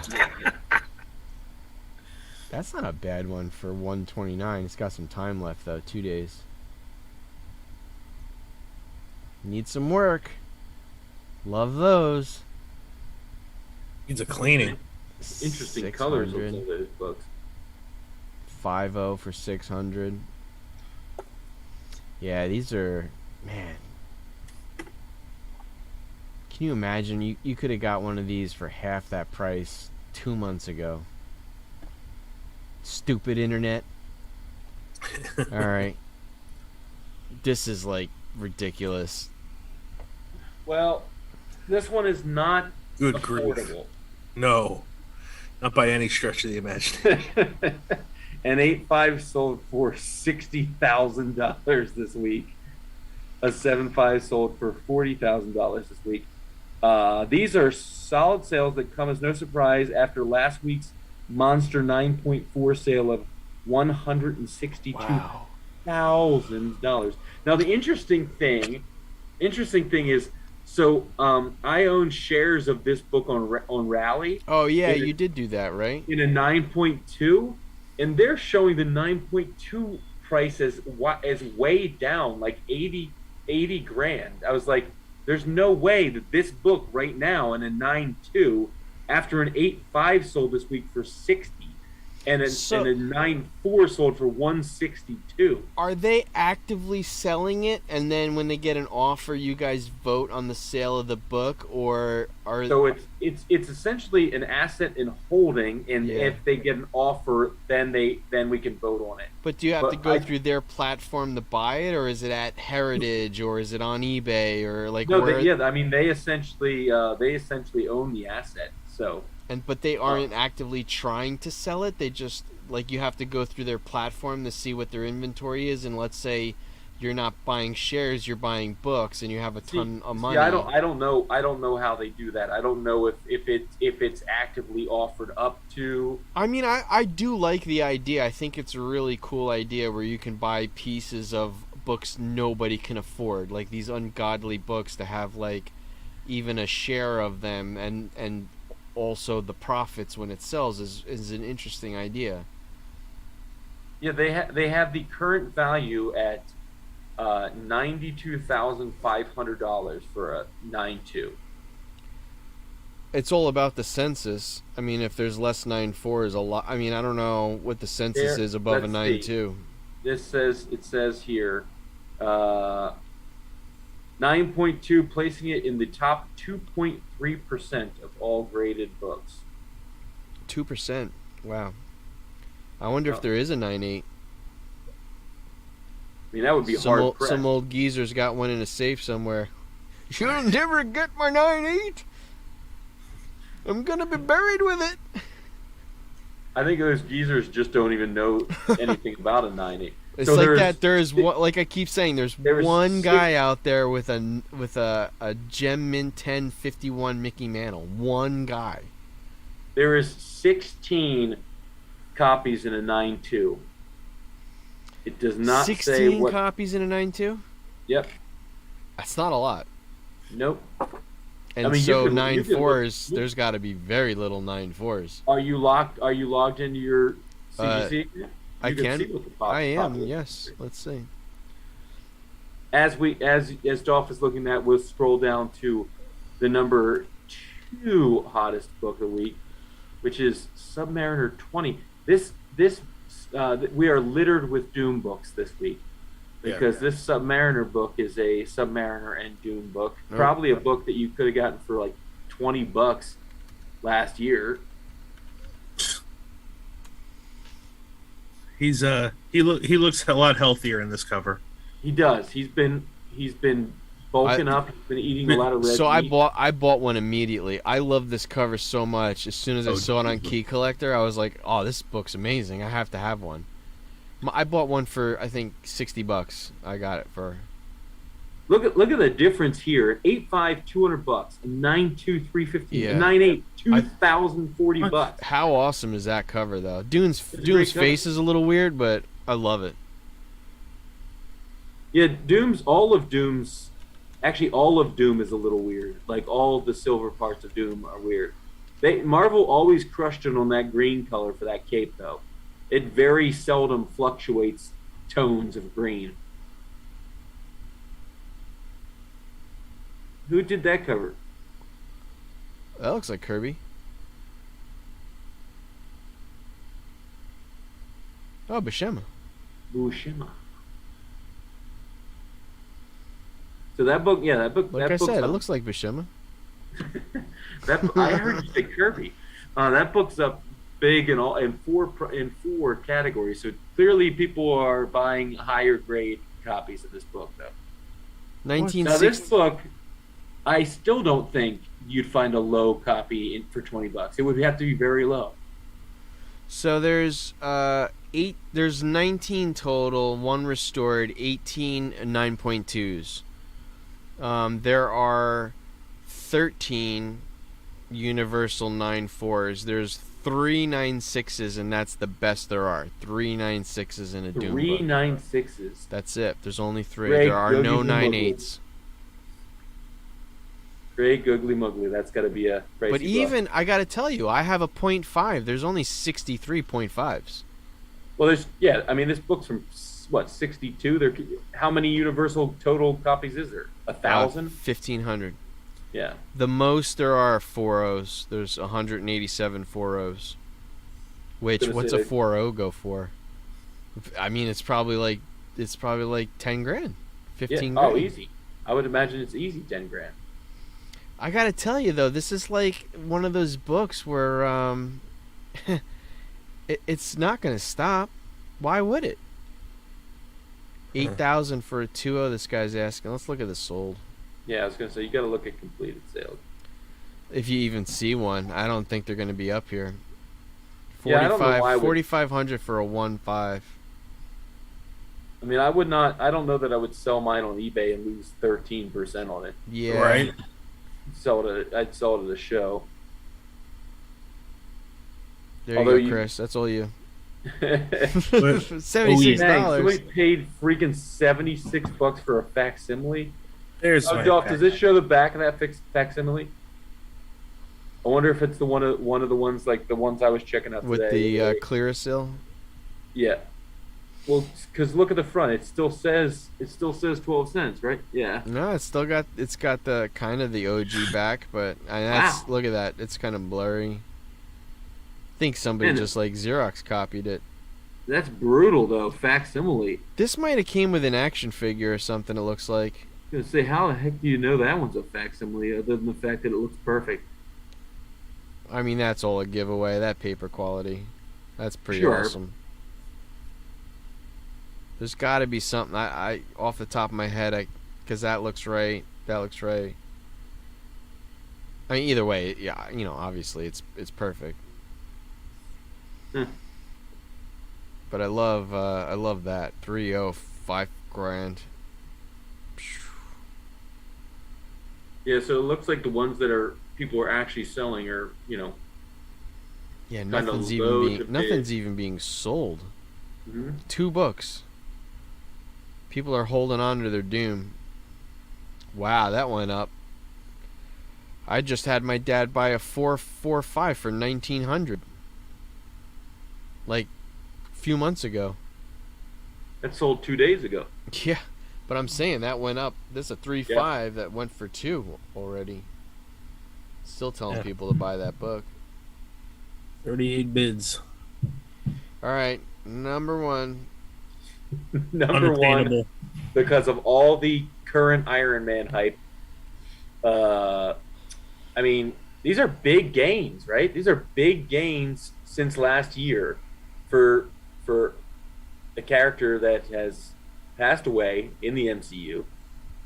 7.5 sold for $40,800. You know why? Because 57 Wong Chu is going to end up he's getting his own animated series. 57% since last year. A 2.5 sold for $9,300. I think you're just going to see every one of these Avengers first appearances now. You're not going to get, in another year and a half, you're not going to get anything above a 2 for Tenji. This is now the cheapest one of the Avengers. Hulk is the most. Thor is gaining a lot. Iron Man. Well, I mean, you can still even that Ant-Man book's getting really expensive. But Yeah. I think this is the cheapest of the one. A 1.0 it's $6,600. This is probably the cheapest of the bunch. I mean, besides Hawkeye and Black Widow, those are probably the cheapest. Yeah, but there's Hawkeye and Black Widow books are getting really, really They're expensive. climbing. I mean, yeah, they're I am climbing. really, really upset almost that I sold my host Hawkeye for $200. I mean, I should have probably gotten it graded. It did look like a tiny shark had eaten most of the front cover. Did I touch that at all? Pardon me? Did I touch that at all? Did I clean it at No, least? I didn't no, get it that had impressive. like all these chunks out of it. Yeah. No, we didn't do anything with it. Cover was still attached, but Cover was still attached, but still, Yeah. cover still attached. It probably would have came back a 2.5, a 2.0. yeah, Still I made do, it a nice book. I do regret that. Yeah, I do. Yeah, Regret. I hear you. But anyways, that's the Key Collector That is it. top 10. I think we would buy all of those if they were at the flea market. Yeah, Correct. I mean that goes like we say that pretty much. That goes Really for all interesting of though. these. I had zero. Dolph would hate buy the Ghost Rider one. That's I true. would hate buy it. He I would he only buy it but for he would $1. hate to buy it.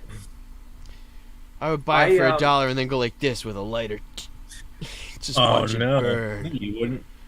He would buy it for $1, then he would photocopy the cover, then he would photocopy cover on Yeah, the fire. Right. I would buy a facsimile. I would buy it, then buy a facsimile, and then burn the facsimile.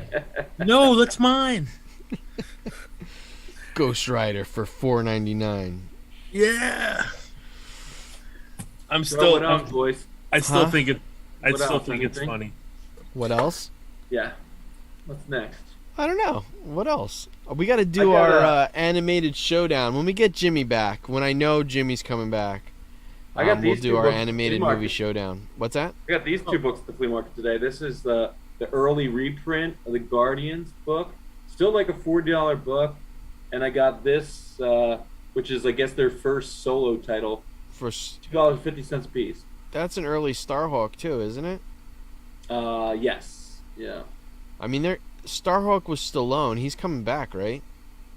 I think so. This one needs a press, but it's otherwise really nice. No.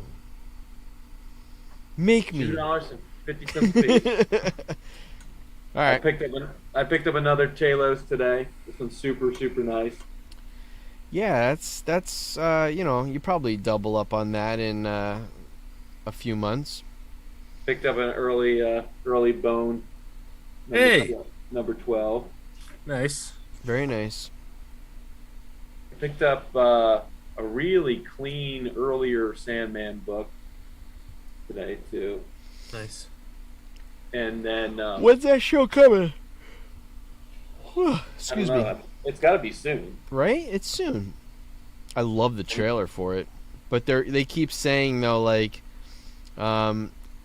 keep an open mind is what they keep saying. HBO or Netflix? It is HBO Max, Nice. DC, so it's Yep. gonna be Warner. And then I got a Dark Claw. Gotta love Dark Claw. That's the amalgam, the Stan Lee Yeah. amalgam books. Yeah. Those are Wolverine cool. and Batman. You can't go That was wrong. my haul from today. That is amazing. So, how did your driveway sale do? My driveway sale did not do well. No. I think You advertise like crazy though, right? You put on Facebook Marketplace and it was you. on Facebook Marketplace. Are you in a lot of the Look, garage Facebook sale Marketplace. groups? Pardon me. Are you- I had it advertised in 17 Oh my 17 god! groups, Really? and I only had one person stop, and he was one of my regulars that I could have just emailed and said come over. Now, I did it early in the morning, 8 to 11 a.m. because I had a picnic later that day.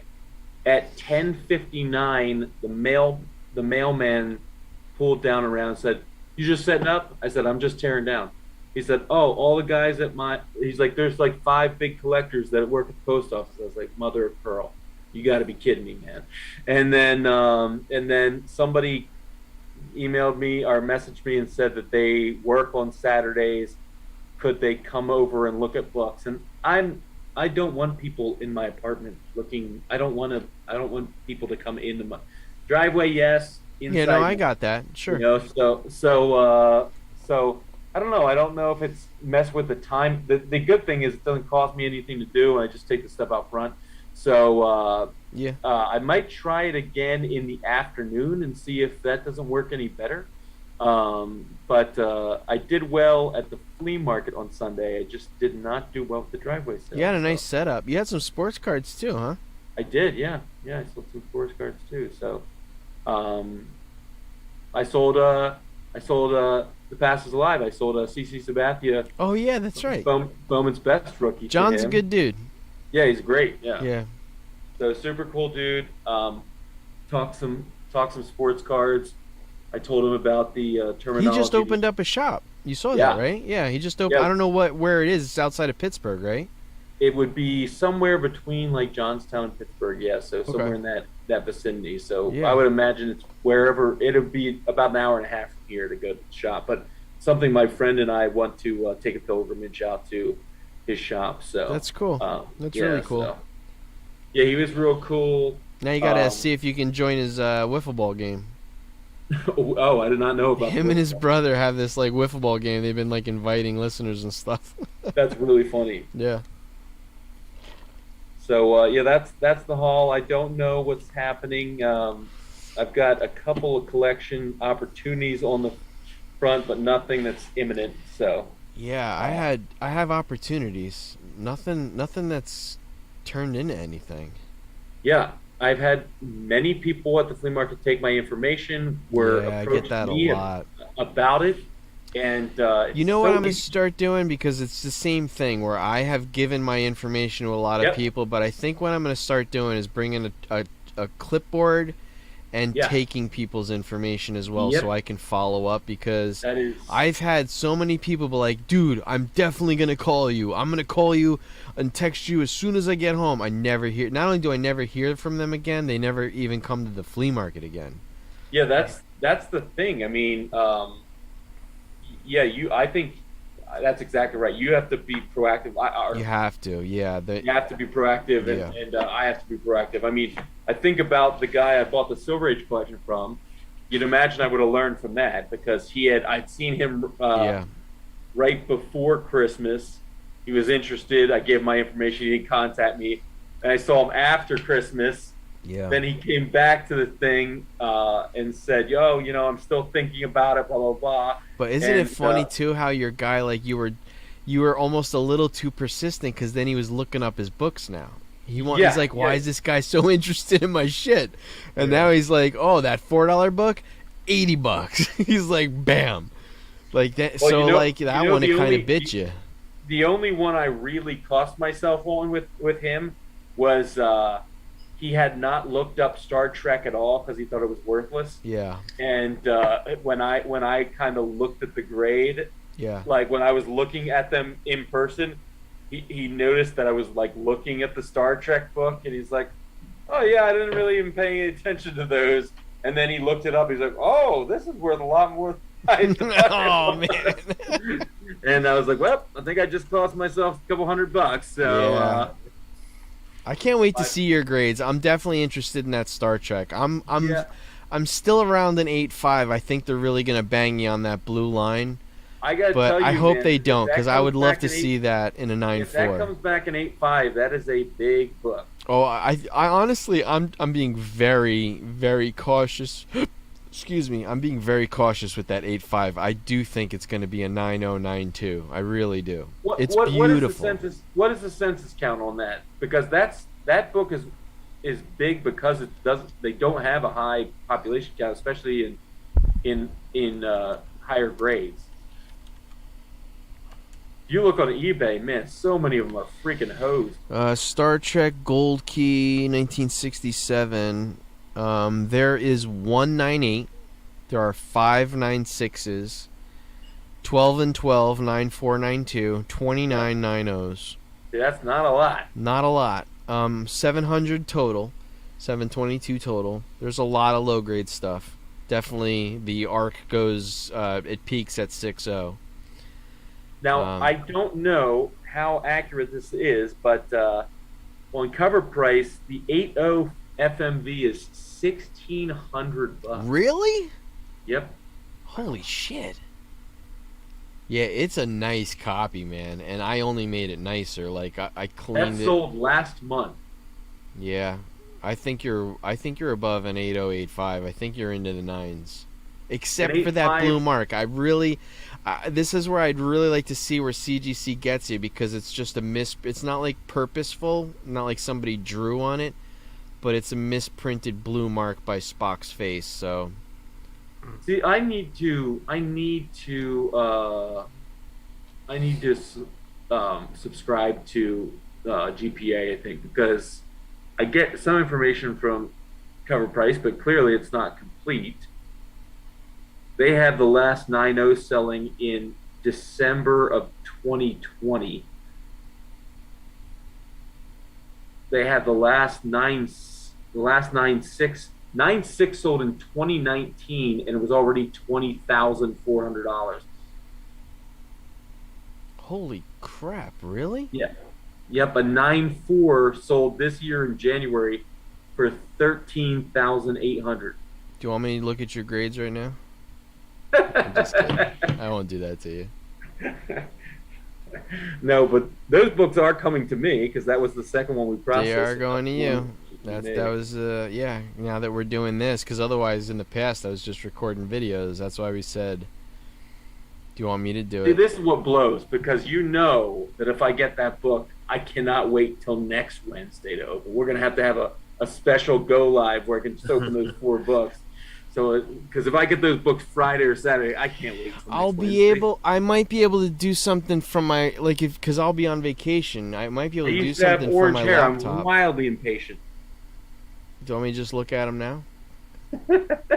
No, I want to do I wanted at least because I've never gotten books back myself, so I want to do the Of course unboxing. you do. Of but, course you do.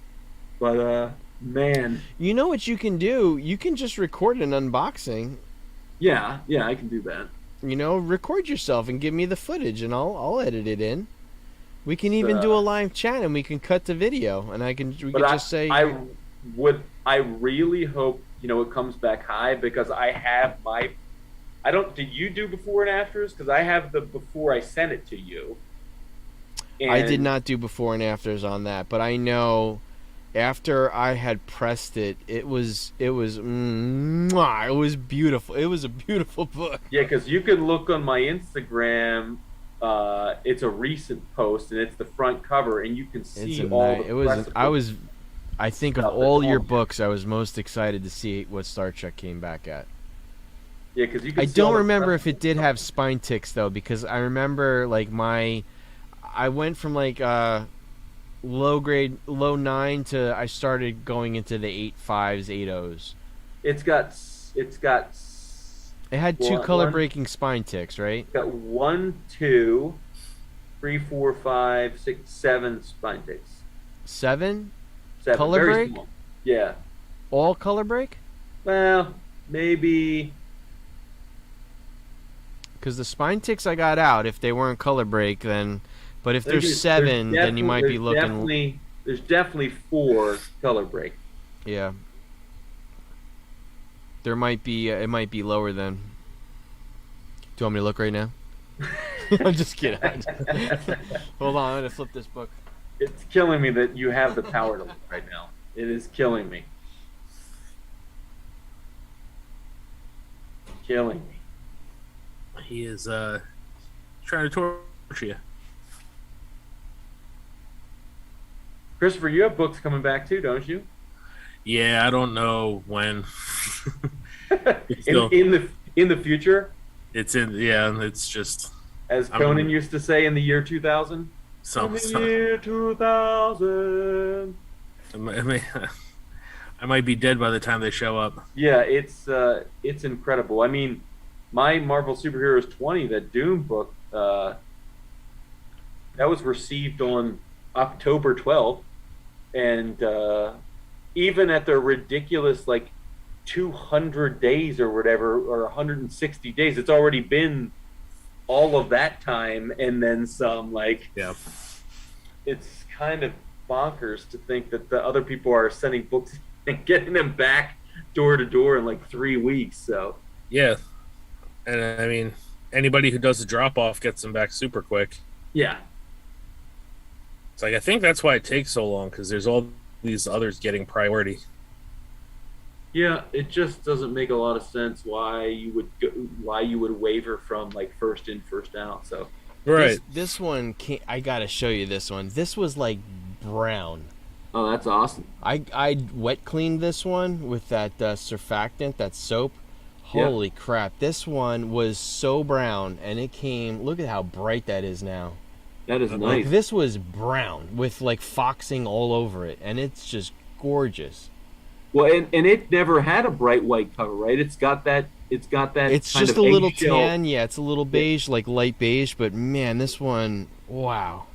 I just mean that's the color it should be. Yeah. It never would have Oh had yeah, a no. This bright looks white color. this looks like new, and it's not like one of those ones where I brighten the cover, but the interiors are off white. The interiors are nice white pages too. So Are this those one, those are for a single collector? yeah, your- the guy came to Comic Fortress and gave me. This is one of the highlights though, and this one I was so excited to work on. Looks But the beautiful. ASM 129s are his as well. Say that again. The ASM 129s Yeah, are his. he's got Punishers two are his? Punishers, the Hulk 181, this book, the Juggernaut, that X-Men 13. He's got a She-Hulk 1. And what's the last book? I'll bring over the Hulk 181 right before I press it. That one needed a lot of work, but that one came out really nice. But I'm going to press this one now. Nice. Yeah. The Hulk 181's got the cover's loose. It's ready to go, but it's still attached, but it's loose. It's it wobbles. But it's a Hulk 181, so even in Yeah. a 3.5, it's a $4,000 book. So Yeah. it's crazy. And JC gave me a first Mr. Freeze to do. That one's pretty cool too. Did you see the? Did you watch the Golden Age Gurus? What was it? 21 Hulk 181. Oh no, I Came didn't. back? He said he was a little pissed at the grades, right? Yeah. Well, there's a couple that there was like 3 or 4 that were higher than he anticipated, but some of he was annoyed because there was like 4 or 5 of the lower grades that were like a full point less that he was anticipating. What was his highest? A 9 or 9.2? 9092.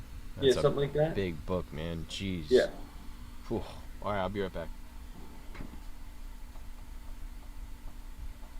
Christopher, what's the story with the Dark Horse, or with the big collection? Still waiting to hear back from your homie? Still waiting. We'll see. I didn't see him this week, so I've been kind of nudging him now. Like, hey, we're getting there. I'd like to dig into it before the summer. Well, because I'll have time off after August, so I was hoping to get it before then. Well, it's also something that you want to make sure you have funds to do too, right? Like, because you talked about price with them already, right? Yeah, and it's decent. Thanks. Oh, no, just a couple. My wife's giving me food. I'm being fed. She's sliding cold cuts under the door too. No, not quite. Okay, thank you. But yeah, I mean, when that ends up happening, it's going to be a bit of an undertaking, but totally worth it. Yeah, absolutely. And the good thing is, like, you can kind of do you do your first pass through, pull everything out you're definite about, right? Get bag and board, all that stuff. Things that you know are good for the PC, things that you know are higher books that you can move right away. Then you can create sets, because if it was a shop, there's good chances you have runs of whole mini series and stuff like that. I think that would be right. Great. That's stuff for whatnot, right? Oh yeah, totally. And then the other thing was, if there is anything, big in there, just giving it to Dolph and sending them out. Yeah. Clean this, press it, and let's see what we got. Because you could see with the time period, definitely having Secret Wars or multiple sets of Secret Wars in there. Mm-hmm. Definitely having like things like the Long Shot solo series, or the limited series, or the Punisher limited series, stuff like that. The Wolvie limited series. It's amazing the ones I forgot. That you forgot for Scorpion? That I forgot that I was doing for him. I mean, that's got great color though. Yeah. Well, man, I clean the crap out of it. It's beautiful, except for this that he knows about. It's a spline split. Oh wow. Yeah, what's it's that, brutal. Like 2 inches. It's it doesn't go quite to the top staple, but it's like a good 1.5 inches. It's I'm gonna be careful when I press that one, because I got to put a lot of moisture on it. And then this one cleaned up real nice too. What's nice the significance of that book? What's that? What's the significance of that book? Even I turn around and was like, what? I'll go on Whatnot now. Starting at $1, guys. Whatnot.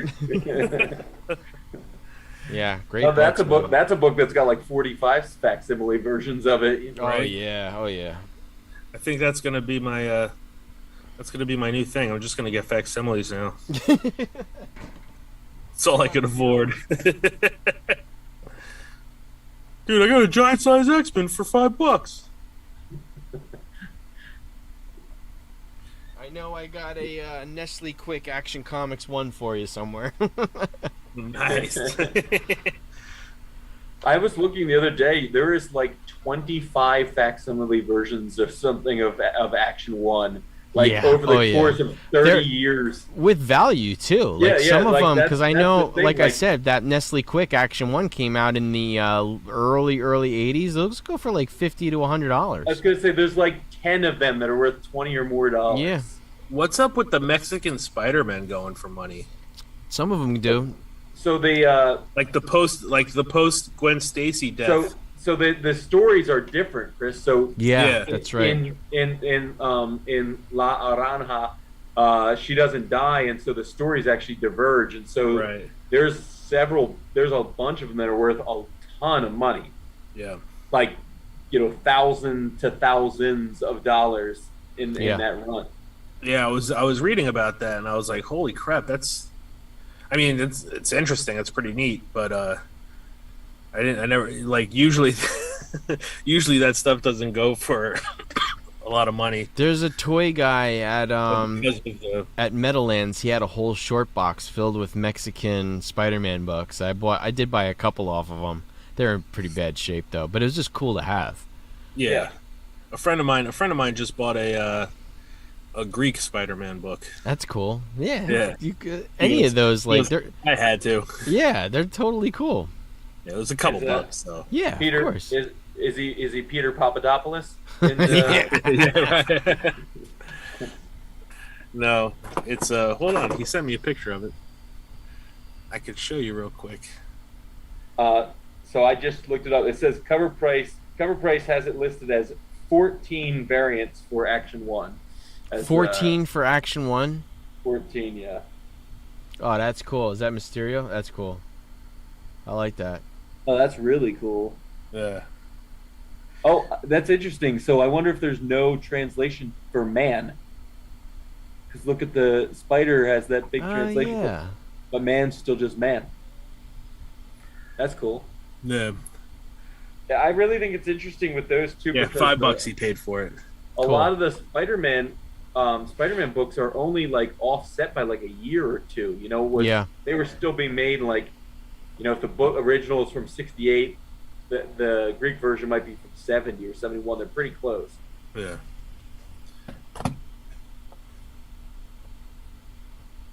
Oh, damn. A B value stamp book just went up on eBay. 900 he wants. Ugh, but it's full. Damn. Dolph, the Nestle Quick version is from '83. Yeah, 83. And its cover price has its raw value at $55. Mm-hmm. I remember me and my dad had a stack of them like that big. We had like maybe 60 of them, and we just sold them at like baseball card shows for like a couple bucks a piece. Ugh. There was a version from '76, a Superman sleeping bag, and it was an ad that came in. That one's raw $87. They're all worth like at the very minimum $15-20. Yeah. Man. There was also one from '76, the Safeguard deodorant giveaway. Oh, nice. Okay. This is killing me. $900 for this thing. Well, you didn't pay that for the A book, right? No, I So paid so the $3.90 ebook for was- the A book. Did you see the it, B- Chris? Nah. This thing is awesome. I'm so happy. This is like one of my. I'm so happy about this. I think one of the coolest things is that Comic-Con thing on the back Yeah. of it. So this is the. It's the Marvel value stamp book.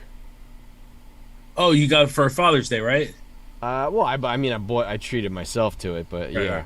But it has all. It's filled. It has all the stamps. That's cool. The only thing that sucks about it is it smells like cigarettes, but that's it. But otherwise, yeah, it is so cool. Every And single Every single one of those was cut out of a book, and somebody's sitting there going, "Damn it!" Exactly. Here's the thing, because that is the Shanna.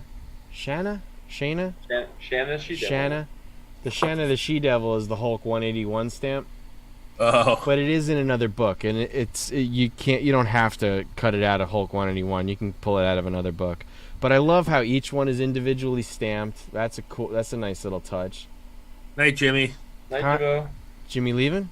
Yeah. He said early morning. Good night, brothers. Good night, Jimmy. That was some good stamp cutting out that person did too. That was another, like, that's why I really liked it too. Like, the stamps it was just, everything was beautiful about it. But they used yeah, an X-Acto knife. $900 for that. What'd you say they The used? B book. An X-Acto knife. That's true. But the B book is not individual stamps, so looking at it, each stamp made up a big picture. So it's like Hulk, the Fantastic Four, Spider-Man, Conan. It's cool, but it's not the same. And a big Stan You can only Lee. imagine if the person was bad with their scissors, it's going to look like a mess. Yeah, I'm gonna watch it and have him make me an offer, and I'm gonna What's say the scissor work look like? 300. That's why I use an X-Acto knife. That's right. You have to say it like that too. X-Acto. Exacto like that. I'm gonna Say make it like you're from the Midwest. X-Acto, yeah. All right, boys. We got anything else? Nah. I got nothing. I got nothing. I got Showed nothing. you everything I got.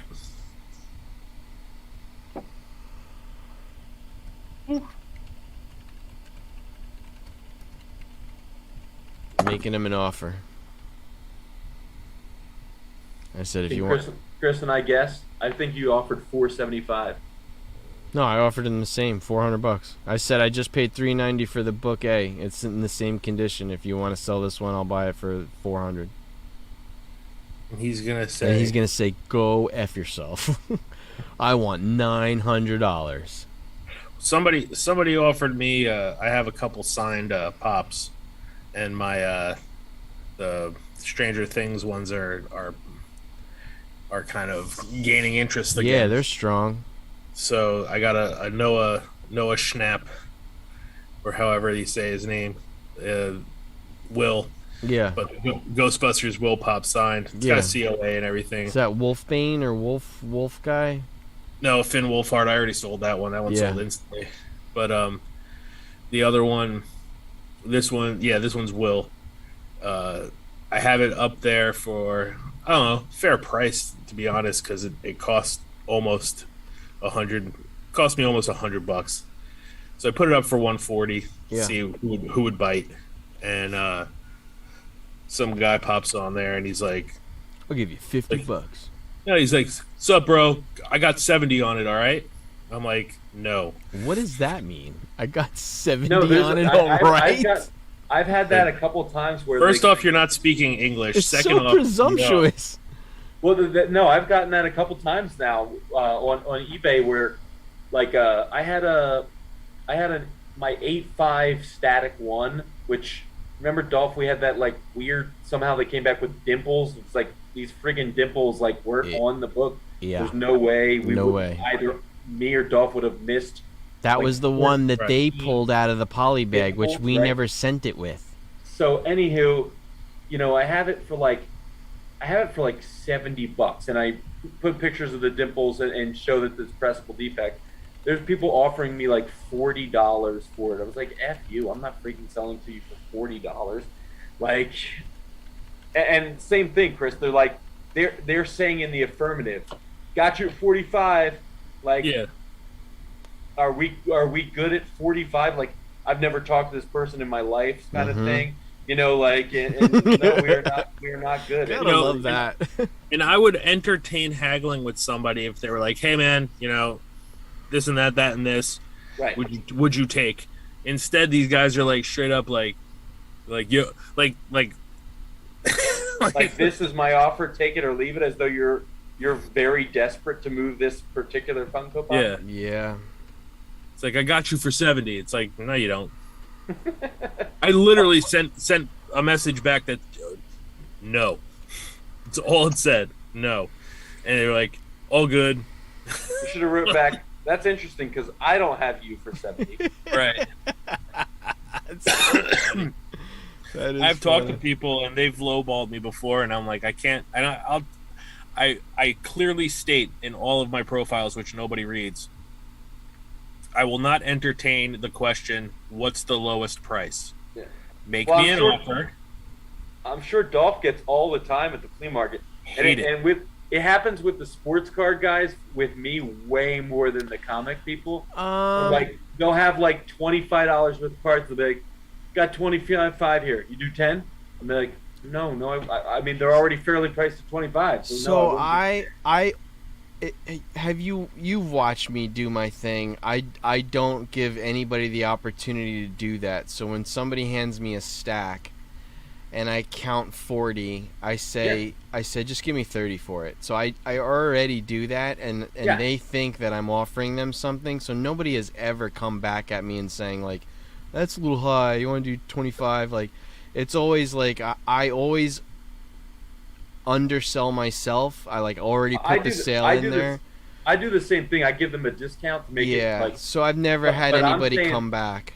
The sports card guys that I get will pick up the cards, and before I tally them, they'll be like, "It's 15. We do 10." And I'm like, "You want me to give you 33% off?" Yeah. Like, no, I'm not giving you 33% off. Why? I might have had like there's two guys that might renegotiate, but I know them really well, and I know what they like, and I also know that the comics that they're into, I don't typically sell to other people, so I'm happy to give them a discount if it's like still too much for like I always say, I didn't bring them to the flea market to take them back home again. So if you have interest in books that have been here forever, I want them to go home with you. I just you know.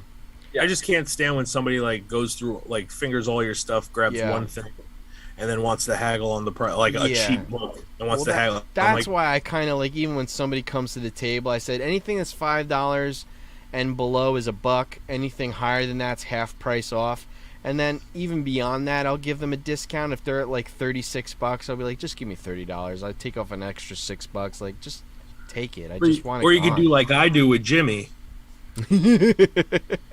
And go through them, let him count them up. He says, "Give me this much," and I go, "Oh, I'm missing like $3. Sorry." Yeah, no, I've never had a problem. When I bought all those the low and the Descender and Ascenders from him, I was like, "Oh crap, I'm short like $2-3." I still have not read either of those. I bought the full runs of both of those, and I have yet to read either. Is Low and Ascender good? They're great. Yeah. I have Low in the collector's edition up here. I gotta read that. You know what I've been reading? I just read volume 1 and 2 of The Losers, which I really like, and then I read Super Crooks, which I really like too. And then I'm reading The Last House on the Lake. So good. Sick. It's sick. This one, so good. I'm excited. I haven't started that one yet. There's some good. I'm reading like four different books at the same time right now, but there's some really good ones. I'm being fed. Hold on. All right. Jason, you read anything or no? You don't have the time. I just got the first volume of Department of Truth trade paperback. So good. Yeah. Oh my god, it's so good. When you get to the back of the first issue, you're like, oh my god. You see Jimmy sending us the messages about this coming to Netflix soon, right? Paper Girls? Yeah, I heard it got picked up. I didn't know it was Netflix. Is it going to be animated, Chris? Yeah, what's the premise of it? Oh, I think it's live action. Okay. The premise is that it starts off. They're just newspaper girls, right? Yeah, the one girl goes out, and like the bad morning for them is Halloween, because it's Mischief Night and people are still out while they're like delivering papers, and it's the one day that they all the girls from the different areas get together and deliver together. Okay. To stay safe. Yeah. And from there they discover like aliens. Oh, wow. This is like Attack the Block? Well, no, because they're actually like time travelers from like a different time in Earth. I was not expecting that at all. I thought it was a more grounded, like, girls. No, it is off the wall. It is. I have to read that now. It is so good. All right. But yeah, and it's like literally like the adults first, like children kind of thing, and they've like separated, and they have translators and then they lose them, so they can't understand each other. It's really cool. It's really cool. That sounds a little like Super 8, the adults and the children Super guys. Right. Super 8 was good, yeah. Super 8's one of my favorites, man. I love that movie. Do you guys listen to podcasts at all? Oh, yeah. Both of you do? I cannot recommend enough Rewatchables. It is my favorite podcast right now. Rewatchables. It's Bill Simmons and gang, and all they do is review movies, but with such an interesting take on like reviewing movies. It's so good. I love it so much. And they just did E.T. because E.T. is 40 years old, fellas. Yeah. 40. But their take on like E.T., their Untouchables episode, their I was just a little tyke when I went to see that in the theater. Yeah. Well, I was just talking to my wife the other day. I said, "How many times did you see E.T.?" And she's like, "I think I only saw it once or twice." I said, "I think I saw it like 4 or 5 times." Because I forgot that Spielberg did not want it out on video, so it was in the theaters for over a year. So until he finally realized that people were copying it off of network TV, and then he's like, "Fine, I'll do it on video," just so they stopped bootlegging it. But video didn't come out. VHS didn't come out for like 8 months or something like that. It was a long time. But do you remember when E.T. did finally come out on video? Like how big of a deal it was? See, I was only like 2.5. Jimmy would have been like 5, right? So like 83. So it probably came out on VHS in 84 or 85. Yeah. You were 4? You were 5? I was 5 years old. Yeah, so I'm the oldest of the bunch. So I was what was I was 9. That was a big year, man. Return of the Jedi, E.T. 83 was a big year. It wasn't. Well, no, 82 was Raiders of the Lost Ark. Raiders of the Lost Ark. But yeah, there's some good ones there. As big of a 83 was Rocky 3 too, wasn't it? Yeah, I think so. As big of a Star Wars fan as I am, I still think that with Indiana Jones Drago is so Rocky, good. no, that's Rocky 4. No, Clubber Lang. Clubber Lang. Yep. Mr. T. Hey woman. Hey woman. Prediction. Pain. My prediction is pain. Pain. They were doing Rocky. They did Rocky 3 on Rewatchables the other day. They were talking about how when Mickey died, he's just like. Yes. So he's like, you watch it on subtitles. It says like moaning, moaning, moaning. We could have done something. Moaning, moaning. All right, best movies of 1983. It's got to be E.T. The Right Stuff. Oh yeah, that was a good movie too. Came out. The Big Chill came out. Terms of Endearment came out. Scarface was 83. A Christmas Story was 83. Damn. Return of the Jedi was 83. Yeah. Risky Business was 83. I love that movie too. War Games was 83. Oh, there's some good movies. Octopussy was 83. I used to love all the Roger Moore. Yeah, Roger one. Moore was great. The Outsiders was 83. That's another good one. I'm really starting to appreciate Timothy Dalton too. I don't know if you ever watched those again. Timothy Dalton's James Bond was pretty good. Let's see.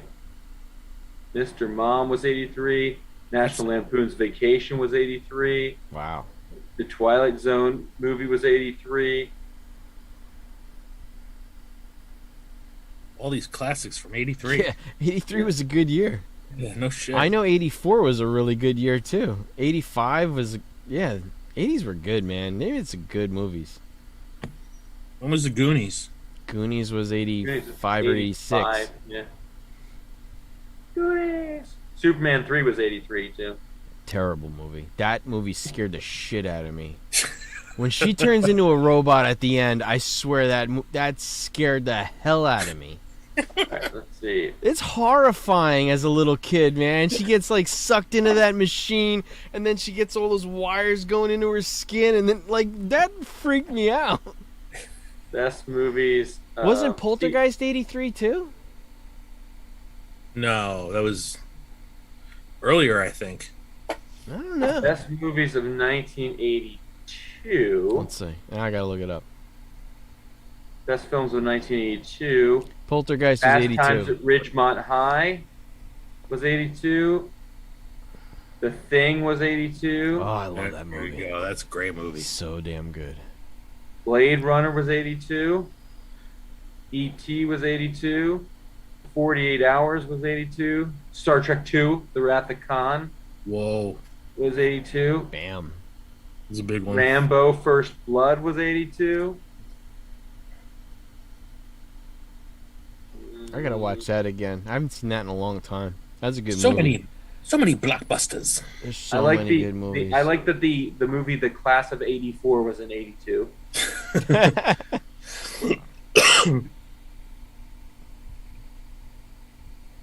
Wasn't Diner's like 82? Diners 82, yeah. Yeah, that was a good movie. Isn't so that would be Deer Hunter would be 82 too, wouldn't it? No, Deer Hunter's in the 70s. Is it? Yeah. Dude, you don't get those coats in Yeah, that's true. 78. Yeah. You don't Deer get Hunter that kind 78? of you don't get that kind of buckskin jacket in the Yeah, 80s. that's true. 78. That's when I was born. Because not only that, that was pre-Taxi Driver too, right? Taxi Driver was 80 No, Taxi Driver I think is 76. I think Taxi Driver before Deer pre-T. Hunter. Yeah. I got my 'Cause 70s You all gotta screwed remember, up. what's her face? No, you gotta remember. Yeah, well, I do remember. That's why I said it's 76. Jodie Foster's only like 14 Yeah, she's like old, she's right? like 12. Yeah, 76. I screwed that one up. Dark Crystal was 82 as well. Dark Crystal's 82. Really? Yeah, Oh, Best Little Whorehouse in Texas was also 82. I never Oh, saw yeah. that. Really? No, I'm that's- sure. that's- I'm sure that I'm sure that Jimmy and I watched that with our grandpa. Yeah. Like all these freaking Burt Reynolds movies and Oh, Dolly yeah, Parton things definitely. we would see with our grandpa. Smokey My and the Band. my Burt Reynolds is definitely Cannonball Run and Cannonball Run 2. Those are like my favorite movies. Adrian Barbeau in a Ferrari all day, or a Lamborghini actually, right? Lambo. So this particular You all this right, Chris? particular Tim Burton's Vincent, that short film was 82 as well. Which one? Tim Burton's short film, his original short film Vincent was nice. It was in 82? Yeah. Yeah, I thought Frankenweenie was his first. Gandhi was Gandhi was 82 82 because as well. Gandhi beat E.T. for best picture, best director, best. So if you were right, actor. Poltergeist was 82. Yeah, The Why did I think- Verdict was 82. Verdict was good. Wow, we went Tron down. was 82. What was? Tron. Tron was 82. Was, Creep Show was Carrie 82? Creep Show, which is Creep Show a Stephen King? 76 for Carrie. Carrie was Yeah. 76? Yeah, man, that movie's old as shit. Wow. Cujo? I will give you guys a hint. 83. Give you guys a hint. It's not his best accent work. Was a movie from 82. He Not his- dominates a lot of the 80s and certainly the early 90s. Not his Not best. his best accent work. Is this, I don't know. Arnold in Conan the Barbarian is Oh. 82. Oh, when they He barely dumped him. speaks English in Yeah. that movie. So, Terminator was 84? That seems right. I wasn't allowed to watch Conan's first. Oh, if we're going over, like, anything I wasn't allowed to watch started with Cheech and Chong. I was absolutely not allowed to watch anything Cheech and Chong. Terminator was 84. Like, Cheech and Chong, Up in Smoke, that's got to be late 70s, early 80s. Maybe I 80. remember listening. One of Jimmy's friends had the Cheech and Chong vinyl records, and I just 78. remember a bit about Up they in would- Smoke is 78? they would try and sneak people into the drive-in theater by getting in the back of the trunk. There's this whole bit about them sneaking people in, and then one of them gets so stoned that they forget the guys in the trunk, and then they pee Yeah. on the trunk, and they're peeing through the keyhole and stuff like that. The Corsican brothers were 84. I love that movie, too. That was another one.